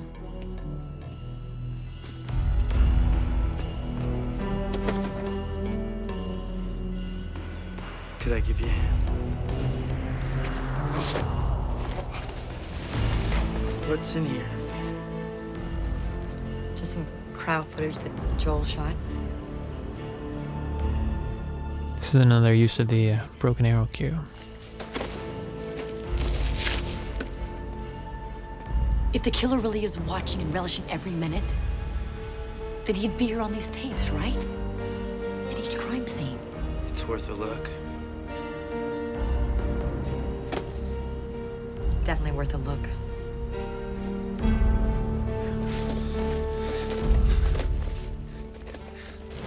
We actually had somebody out there trying to frighten the pigeons, so that that little Citizen Kane moment. One of the things in so many of Wes's films is the use of birds as the kind of harbingers of doom. Whenever you see them start to fly and flutter, you know there's generally going to be trouble very shortly afterwards. Video archive. Yeah, we do a big jump on location from Atlanta, this scene, this part of the scene, to UCLA when we go into the auditorium. Took them a while to get there, huh? Boom, there they are. Day to night. Now we're getting somewhere. Perfect. We wanted a really big room, and they didn't have anything quite that big at this small college, so we jumped to UCLA for this sequence. This sequence, to me, always has a certain poignancy because, without getting too personal about David's life, he was going through a death in the family of somebody very close to him, and this, I think, is part of where the sort of love between Courtney and himself really came through. I just saw these two together a lot during this very difficult period for David, and that was the first time I realized that they had something that was very, very strong and good for both of them in the darkest hour. At the same time, they would be coming down and doing this sort of comedy love scene, and David was able to do both things at the same time. It was really a tribute to him too as an actor. Mediocre writer. It's got a cold storage shed where heart should be. No offense. To imply. Listen. How do you know You're that cute when you're angry. I was rude. I was being rude. Thereby enhancing my ability to effectively maneuver within any. Dewey, I'm sorry. I never meant to hurt you. Hey. I don't know what else to say except I'm sorry. Really? No. I'm the one sorry, Miss Weathers. These things that appear on the video screens that are coming up, Patrick, was very tricky, wasn't it? Because we had to shoot the scene before we had a lot of these things, so we were running around trying to get them ready to have on the monitors and put them in sort of insert shots because we didn't have them at the time. I should be studying. You know I got a bio. Yeah. I believe there was only really certain shots of actually Dewey and Gale, the shots that are actually tied into them were the only things that were shot at the time, and then we went back and shot just the inserts of the actual other monitors, the shots that then tie in the CC moment, which is actually done and shot, I think, much after this. No matter how hard you try, you'll never be the hero. And originally, they looked all around the room. There was multiple monitors turning on, 2 or 3 or something like that, and then the trick was to actually single down to the 1. Or the 2, rather. Coming up, an interesting shot here, a little handheld shot inside the booth where you have like 3 people, myself and a gaffer and the DP, and we do a 360, and everybody had to sort of scramble and stay out of the shot. As I recall, this was an extremely long day. I think that was sort of like in the 13th, 14th hour. No one there.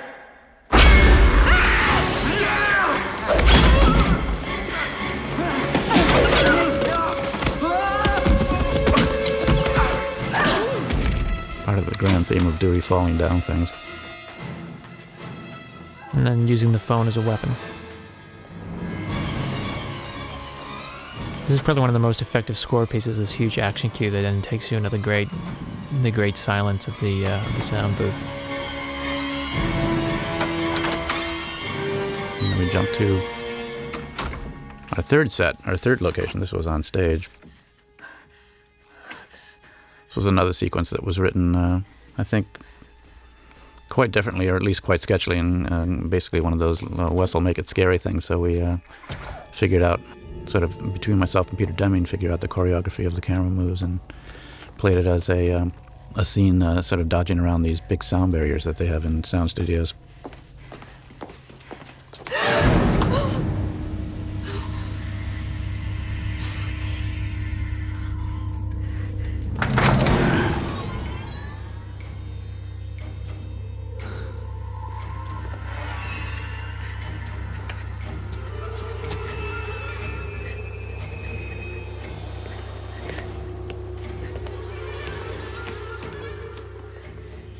I think this was one of the last scenes shot in this film, and it turned out to be one of the most effective, scary scenes in the film. With all the near misses and the idea of being trapped in a place where somebody can't hear you. Right. It's fun, again, using this wide format. You get to use the frame in interesting ways of being able to include much more action, deep background on one side and close-up on the other side. It makes it really fun to play with. Fuck!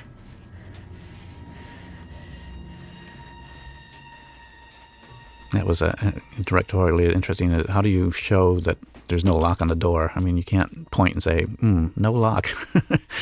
So you always just hope the audience will understand what she's swearing about.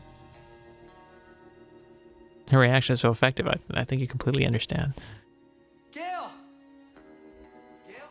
I think Dewey uses his hand here. His right hand is sort of a fake gun, which I think is kind of fun because it shows a certain courage and the instinct as a cop is to have a gun, but he doesn't have it because he's not officially a cop anymore. Part of it is his hand is supposed to be sort of paralyzed, too. Well, it is, yeah. Yeah, from the injuries. From Scream 1, right? Yeah.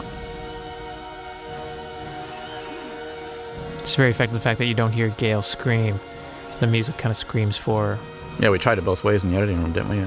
Yeah, we did. Yeah, we had her scream, and then it just seemed more effective that she's mute and powerless to help.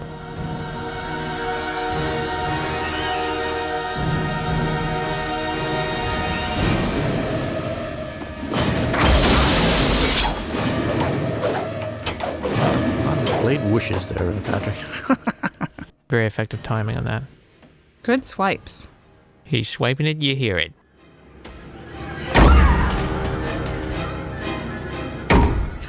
Kind of waiting for him to pick up the moviola and try and throw it through the glass.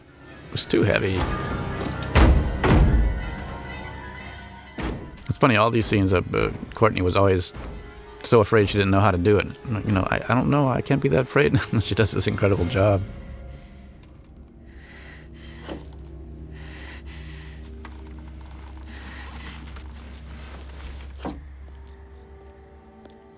We are back at Agnes Scott.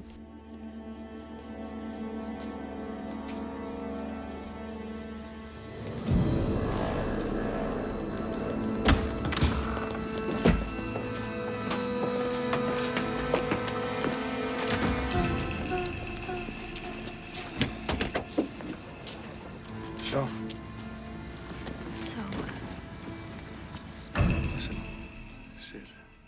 Still playing this sort of suspicious boyfriend. Poor Jerry never gets any trust. And he plays it as an actor. He always plays it so you don't quite believe that he's reliable. And yet when you look back at it a second time and you know that he is, then it's believable too. So it's a nice splitting of the hair. When this is all over, I'll still be here. Which is somehow, he makes it sound almost like a threat. Yeah, almost like a stalker. And she kisses him with, you think, just the total trying to figure out, is it him or not? And in the deep background there, you see a figure moving in the background. Some shadowed caped. Marianne, this was the night that it was 96 degrees, wasn't it? Like 3 in the morning? 106, I think. Or 106. It was so incredibly hot. It doesn't show on screen. It's an amazing thing. But not at all, no. You! Prepare to die. You gave up your letters. The first part of that "you" in the "you prepare to die" was actually done by Rogers to cheat in our part in order to make you think that maybe, just maybe, this is the killer. Oh, really? I didn't know that. Yeah, Roger says "you," and then the actual performer says "prepare to die." There's the gals.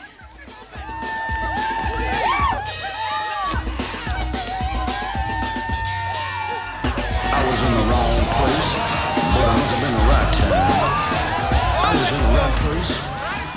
This is Dr. John, isn't it? Yeah, this is actually, I think, the John Spencer Band doing the Dr. John song. Oh, that's how it is. Yeah. But it seemed like the wrong. We just told everybody to go kind of crazy here. It was interesting. Portia was really scary. Brother! Oh, I said Sydney! And that fraternity brother is in all of the films, I think, also as a... Security guard. SAG-carrying member.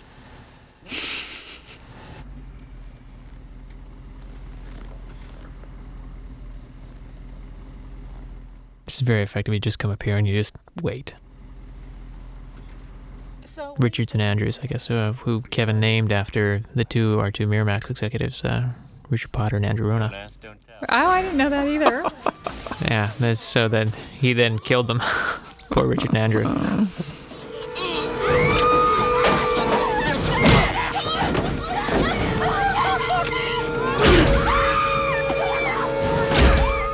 Poor Chris did a great job. He really sold this. Just really affected the fact that they are completely trapped in this place that they can't get out of. Yeah, and also just even that shows how strong the windows are, because if somebody smashed their head against it and it doesn't break, you know she can't get out. And again, in a certain way, that it probably plays in their whole notion of theater, Wes, that they are observers who are helpless, to watch this thing being staged for them in front of them, the death of their two protectors. I think that was the last shot of the movie, the cop, Phil Favell cop, falling on the ground. Oh, that's right. We shot in a parking lot someplace, didn't we? Yeah. It's a very hairy moment. This was Chris earning his money for sure. Exactly. This is why we used a stuntman, isn't it? Yes. / actor. So that we could totally believe it. Yeah. And see his face. Amazing.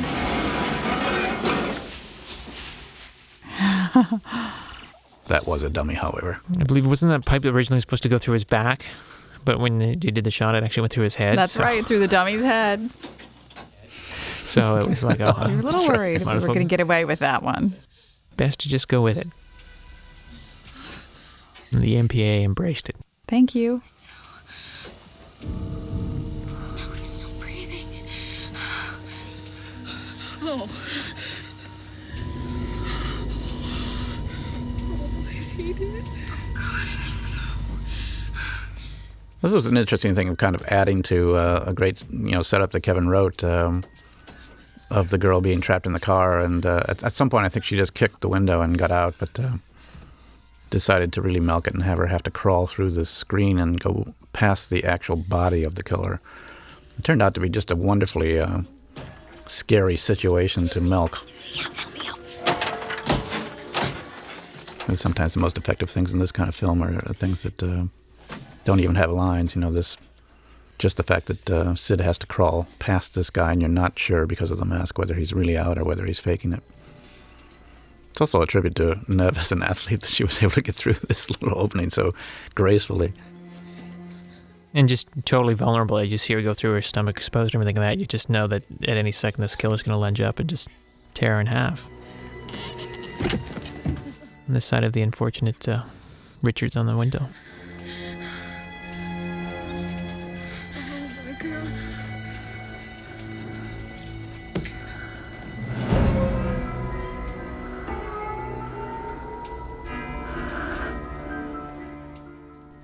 We went back and shot these close-ups to really emphasize the intimacy of this one passage here. And I think this was also a thought, is she going to try and take the mask off or not? If she's in that close proximity, she'd try and see who it was. Right. Maybe not. And of course, with the sound of a truck horn inside the small Chevrolet. But it's good and loud, and that's the important thing.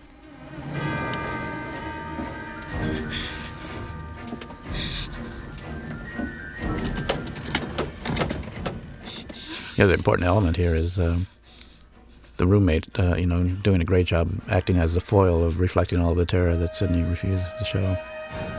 And very much being the audience participant of, oh my God, don't do that.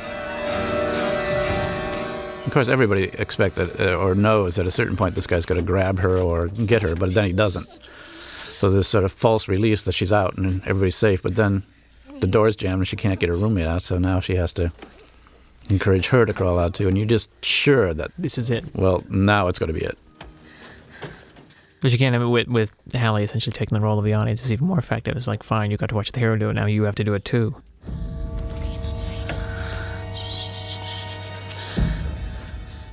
Elise Neal, of course, now a big TV star. Hallie's her character name. We in editorial frequently only know them by their character name.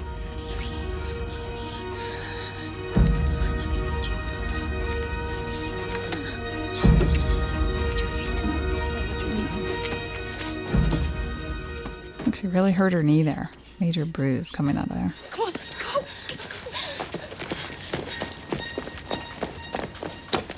Hallie, What?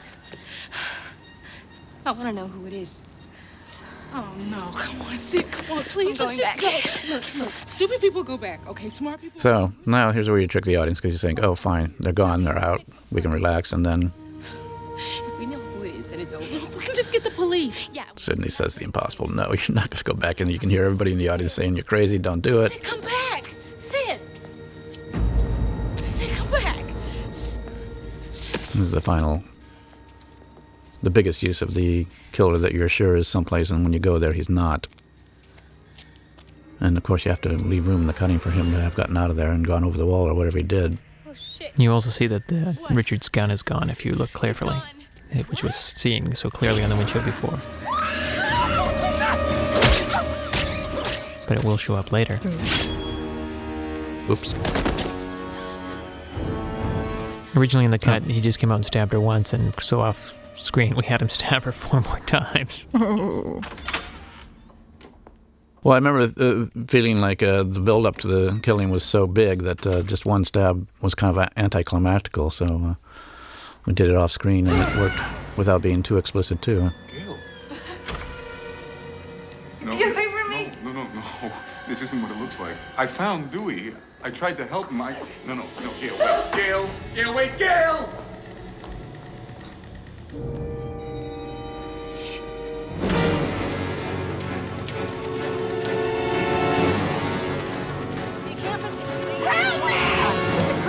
Back to exterior UCLA, actually. Gail, it's right in the middle of a story. I've got your goddamn story! It was very tricky. I remember we had big debates about whether we were going to show her here or not, right? That's right. Fucking wearing cotton. But I think we hadn't seen her for so long, we needed to put her back in. I think some people at that point might have figured it out. I don't know.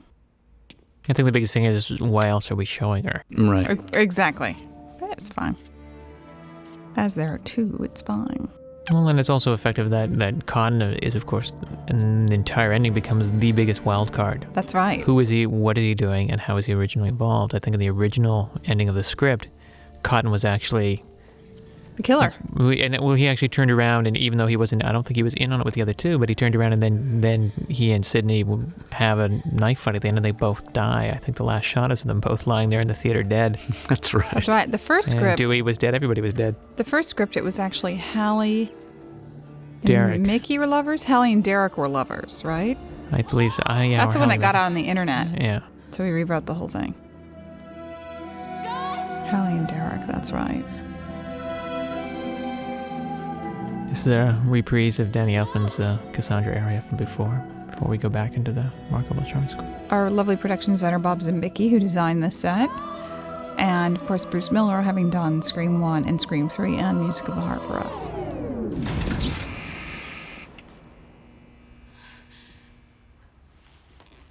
Hello?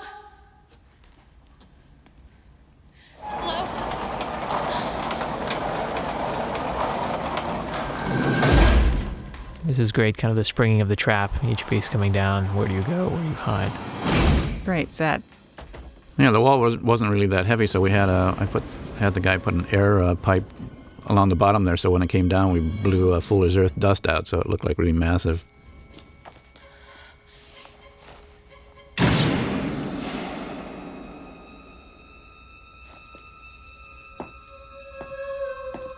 Originally, this was an exterior scene, wasn't it, Wes? Yeah, the scene is originally we could discover the boyfriend tied to a tree in the backyard of the sorority house, For what we didn't know Naked. how to... Right, naked. Because I guess traditionally this, whatever it's called, do you remember, Patrick?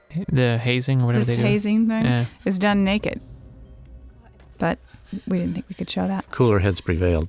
But at that point, we didn't know how to get then Derek to the stage, right? So we rewrote it to have the actual Derek tied up at the stage. Yeah, I think earlier versions it didn't take place at the stage at all, and I felt since we had established this theme of the stage, beginning with the movie theater and then That's right. the drama in the midsection, that we needed to come back here for the finale. So that we kept the theme with its 3-part structure. This is one of the few places where the ghost speaks behind the mask, right? Sid. Mm-hmm. And then you hear the change of the voice, and then you get a chance to clue in before the actual reveal of who's been missing and who is it. And it's a character we haven't seen for a long time in the film. Since Derek here, But because you've seen all the killings, you've actually seen them a lot. I've been on my own all fucking night. Thanks a lot, partner. You motherfucker! This is a very clever thing of having Mickey try to implicate Derek and playing totally on Sid's fear from the whole Billy and Stu fiasco. Yeah, it makes it, just as his final appearance, even crueler than ever before. It's okay, Derek. And it's kind of the theme in the Scream series also, of people messing with Sid's mind a lot, you know, whether she's crazy, whether she knows who she can trust or not. Boyfriend killer, boyfriend killer. Sid, And that sort of vulnerability that has come from her being so featured in the media too, that everybody knows her secrets and her vulnerabilities. Experiencing some deja vu. And her absolute paranoia about being betrayed and fear of betrayal. Kill you! Fucking kill you! That paralyzes her here.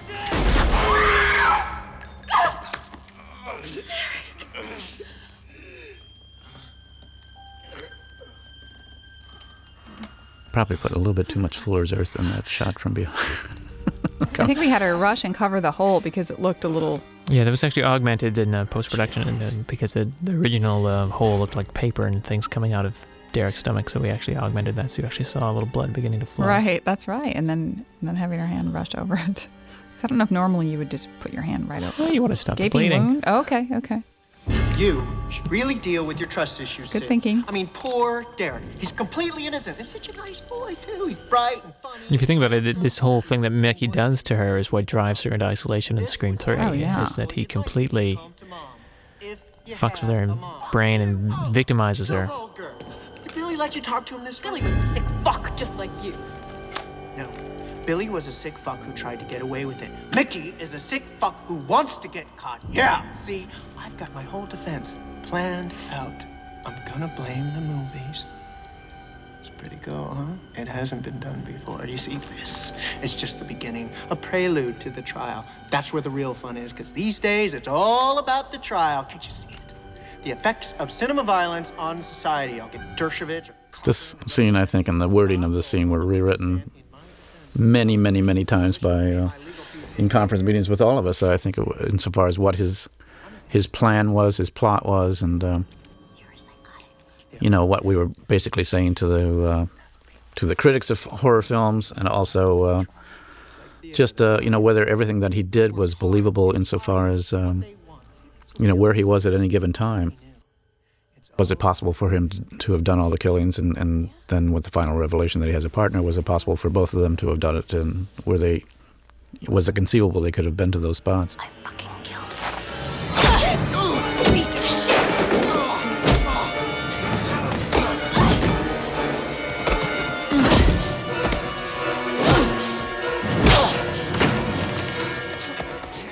She's a good fighter, Nev, isn't she? She's a great fighter. Yeah, she's very athletic. You know, as we've said before, she's a long, long time dancer, and she really can move.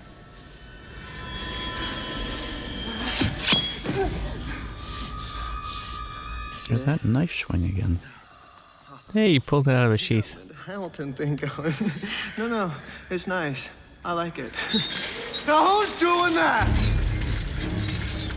Could that be the mystery guest waiting in the wings? Told you I had a partner, Sid. Surprise cameo just for you.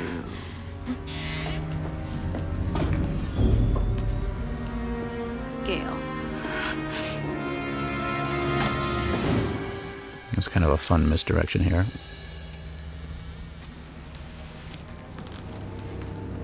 Mrs. Loomis? What? Billy's mother. Nice twist, huh? Patrick, that's your favorite line, isn't it? Billy's mother, yes, there it is. Said with all its glory. We say that a lot too, don't we, Patrick? Yes, we do. One of those lines that we just keep saying. Sounds a lot of work later. It's called a makeover. You should try it. Look a little tired yourself there, Gail. It was really important throughout the whole film that you never actually see Sidney and Mrs. Loomis meet until this moment. Right. Exactly, because of course she knew Mrs. Loomis well. And she would recognize her. So that was where they're very cleverly kept apart, even though they're in the same space frequently. Serial killers in the country today. So Mickey here was quite a find. Definitely one on the way up. And I think part of this internet discussion here comes from our recent experience with the internet putting our script pages onto the screens of 1 million of our would-be audience members. There's not going to be a trial.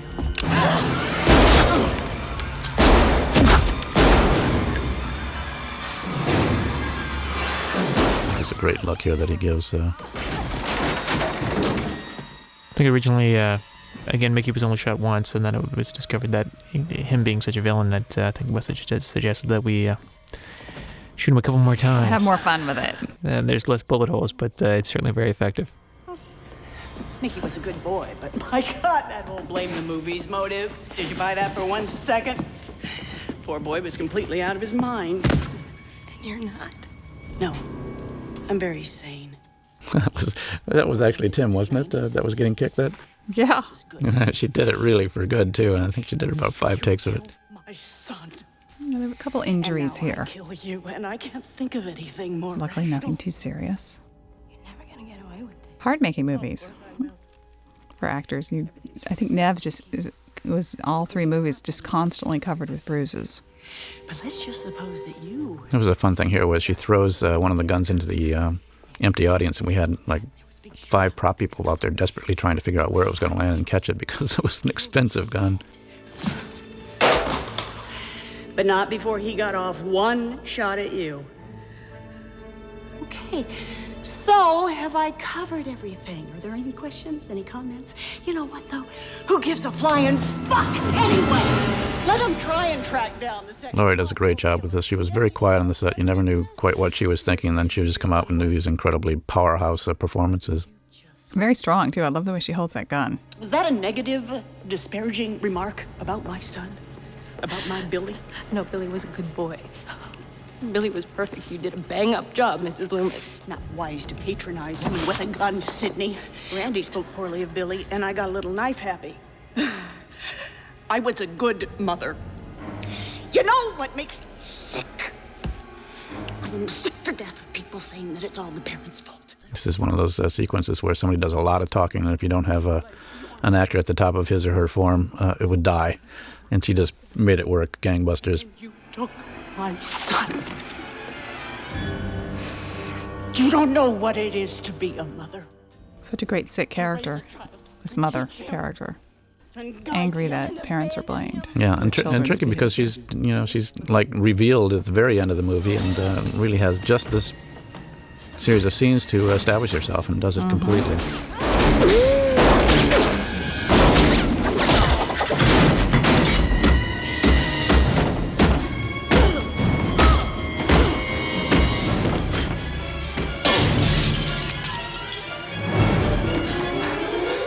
It's one of my favorite shots here. Me too. Right there.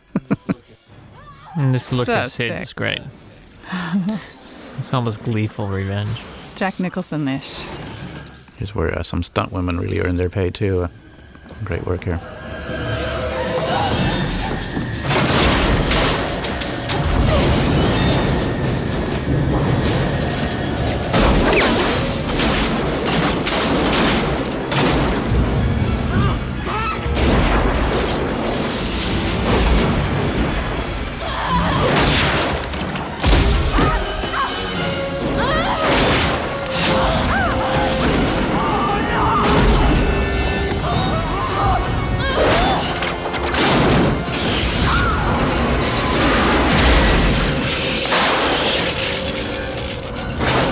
This was great. I remember talking to Wes when we were editing this and talking about there's nothing more effective than nature gone crazy, and the idea of this kind of being this mock thunder and lightning storm for the ending, or the theatrical thunderstorm. Right.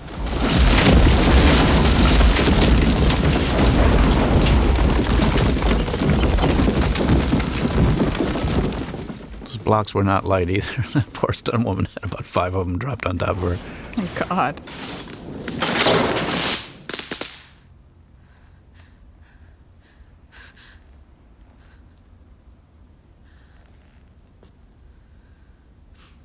It's another one of those great moments where everything goes quiet, so you're just wondering where it's going to come from next.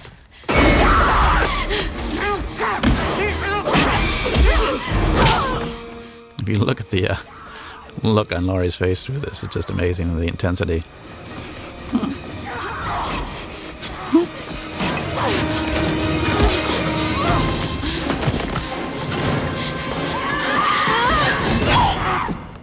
Great fight choreography here.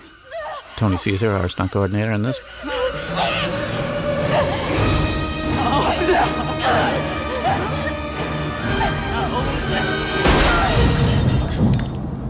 Don't you fucking move! God damn it! It's one of the great moments in the ending when Cotton arrives, because you just do not know which way he's going to go. I don't think Cotton knows either, which is great. He makes his decision as he goes along. Sidney? Cotton, meet Billy Loomis's mother. She's the killer. What?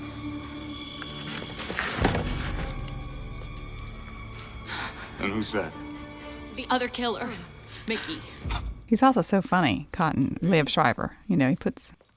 It is. It's a slightly comedic scene of this guy coming into utter chaos and just trying to figure out what the hell is going on. Yeah, he just does a great job here. Not Debbie Salt, are you? It's sort of weird intro. I love that. He's very disappointed, of course, that she isn't a real reporter. No, right, yeah. Let me kill Another betrayal. As long as she's alive, you're never going to be the lead story. That's what you really want, isn't it, Cotton? If you really want to... I think it's interesting, just as us as filmmakers, to know that Cotton could have easily gone either way here. And there actually were script versions where he did decide to kill in order to remain the star. Mm-hmm. Personally, I think it's rather... And also for revenge on Sidney for putting him into jail for the exact thing that Laurie's trying to sell him here. Right. And Liev plays this so well because you don't know what he's going to decide. And, of course, he goes from pointing the gun at Mrs. Loomis to Sidney. Quite a predicament you're in, Sid. Cotton. I mean, she makes... It's a great a sort of bargaining moment where they're all kind of making their case. Bet you that Diane Sawyer interview's looking real good right about now. Huh?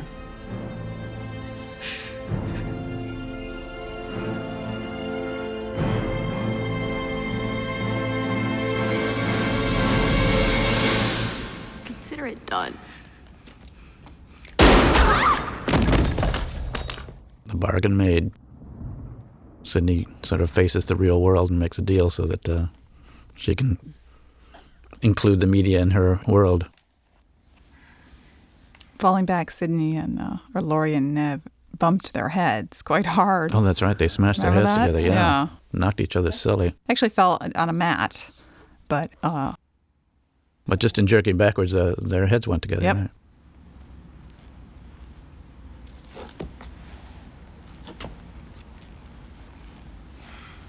Hey, Sidney, look, I want you to know that I would never, ever do anything to hurt you. Cotton, give me the gun.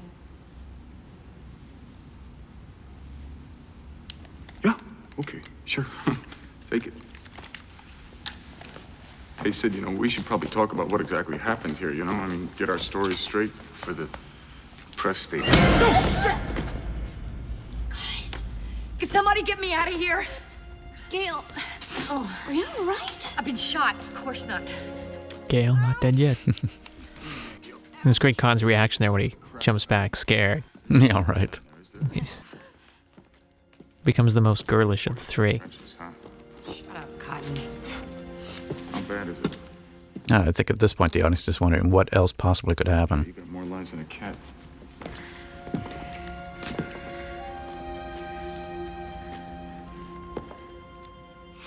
It's gotta be a pretty hearty rip for that bullet to bounce off. Is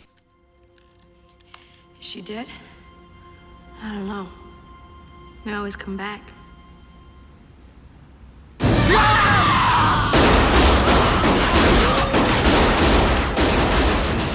Shameless misdirection again. You know, you're looking at Laurie thinking she's going to come back, and instead it's Tim's character.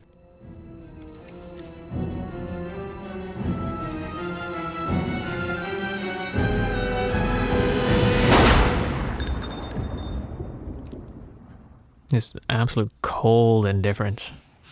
Just in case.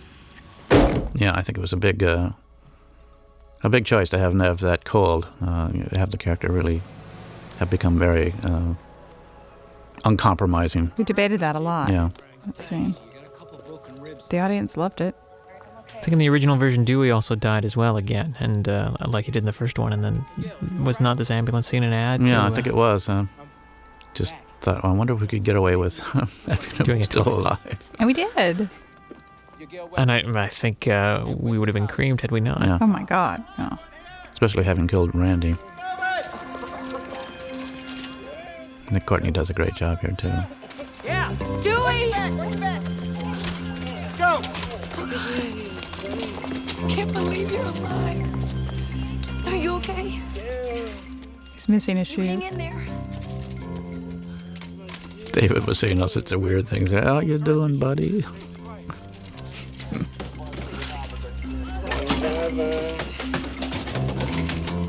I'm coming with you. Bye-bye. A lot of that hidden ADR, I remember when he had a plastic cup over his face again while talking to the microphone. Sydney, can you tell us how it feels to be a hero? Talk to Cotton. He's the man you want to interview. He's the hero. Starting to live up to her arrangement. Right. And a workable solution. She can sort of just hand it off to somebody else and she's not in the spotlight. That's just fine with her. And he's so grateful. He's still thrilled. It's interesting, everybody gets something out of it, out of the ending, even though there's been so much death and bloodshed, really, except for Sydney, who ends up again alone. Right. It's interesting to note that in Scream 3 she wears that necklace that Jerry gave her in this movie. She wears it throughout Scream 3. This is a helicopter shot. We shot for a whole afternoon doing this very dangerous helicopter hovering between a pine tree and a very hard building, and got all these shots, and they were all completely out of focus except for the first part of one and the second part of another. This is actually the first take. This was actually a rehearsal. We had originally done a dissolved in between, but the shot that we had dissolved to actually had the ghost in the tower, and then was debating that perhaps we should not be so bold. On the nose. Yeah. And that was actually the rehearsal. Forgive me, she said. I was sitting in the helicopter, I was thinking, this is how directors die, I think, in helicopters. And then you get back and it's mostly out of focus. It's like, oh my God. But it all worked out. Yeah, she wishes all day, and then she prays all night. She said she wants... Patrick Lussier now about to begin directing his first feature film, Dracula 2000. Coming soon to a theater near you. Perhaps. Moments like these, and she hates to be alone. Forgive me, she said.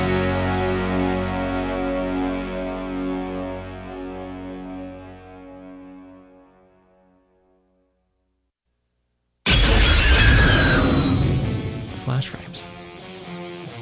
Who's this group that's coming up? Yeah, who is this?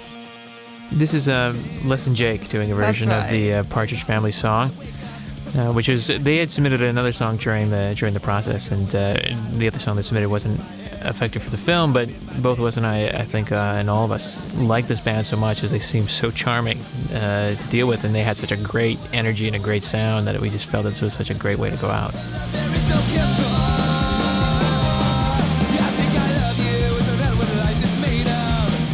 I think it sort of captures the spirit of Scream too, because they use this very traditional song, and yet take it sort of, into warp speed, and it's great. I think Scream sort of does that the same way. Some ways it's kind of sentimental and very romantic. In other ways, it's quite outrageous.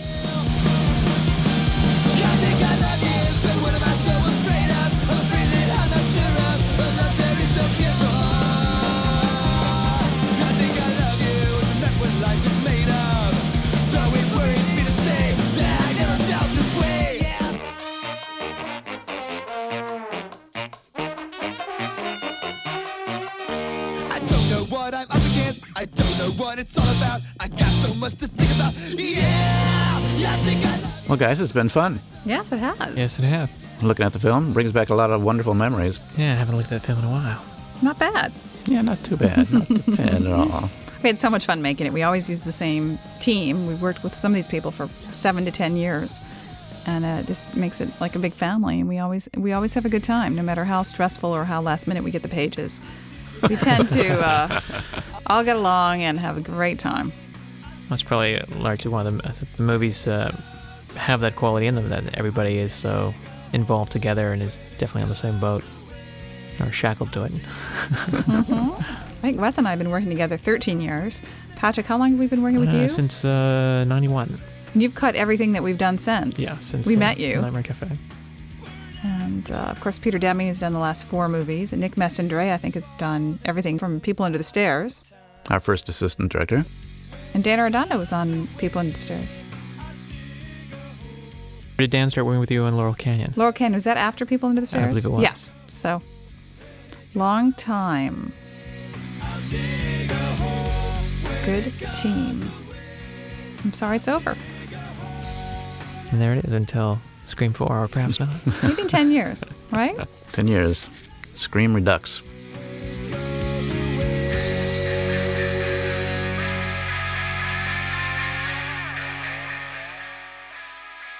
It's a shame that we killed Cotton Up because it'd be fun to see what his show would be like then.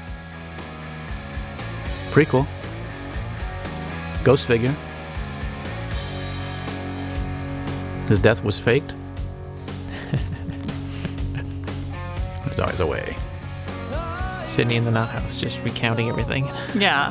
Her therapy sessions. Parallel versions. And then there was this episode of 100% Cotton that... Yes, of course. You could have a lot of fun.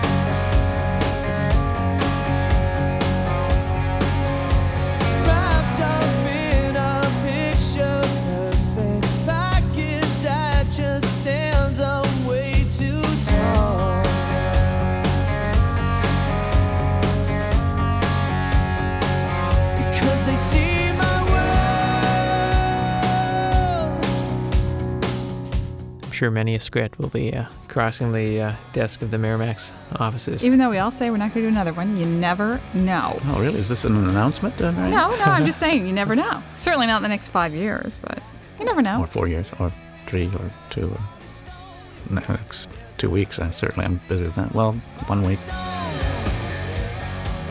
3 years, or.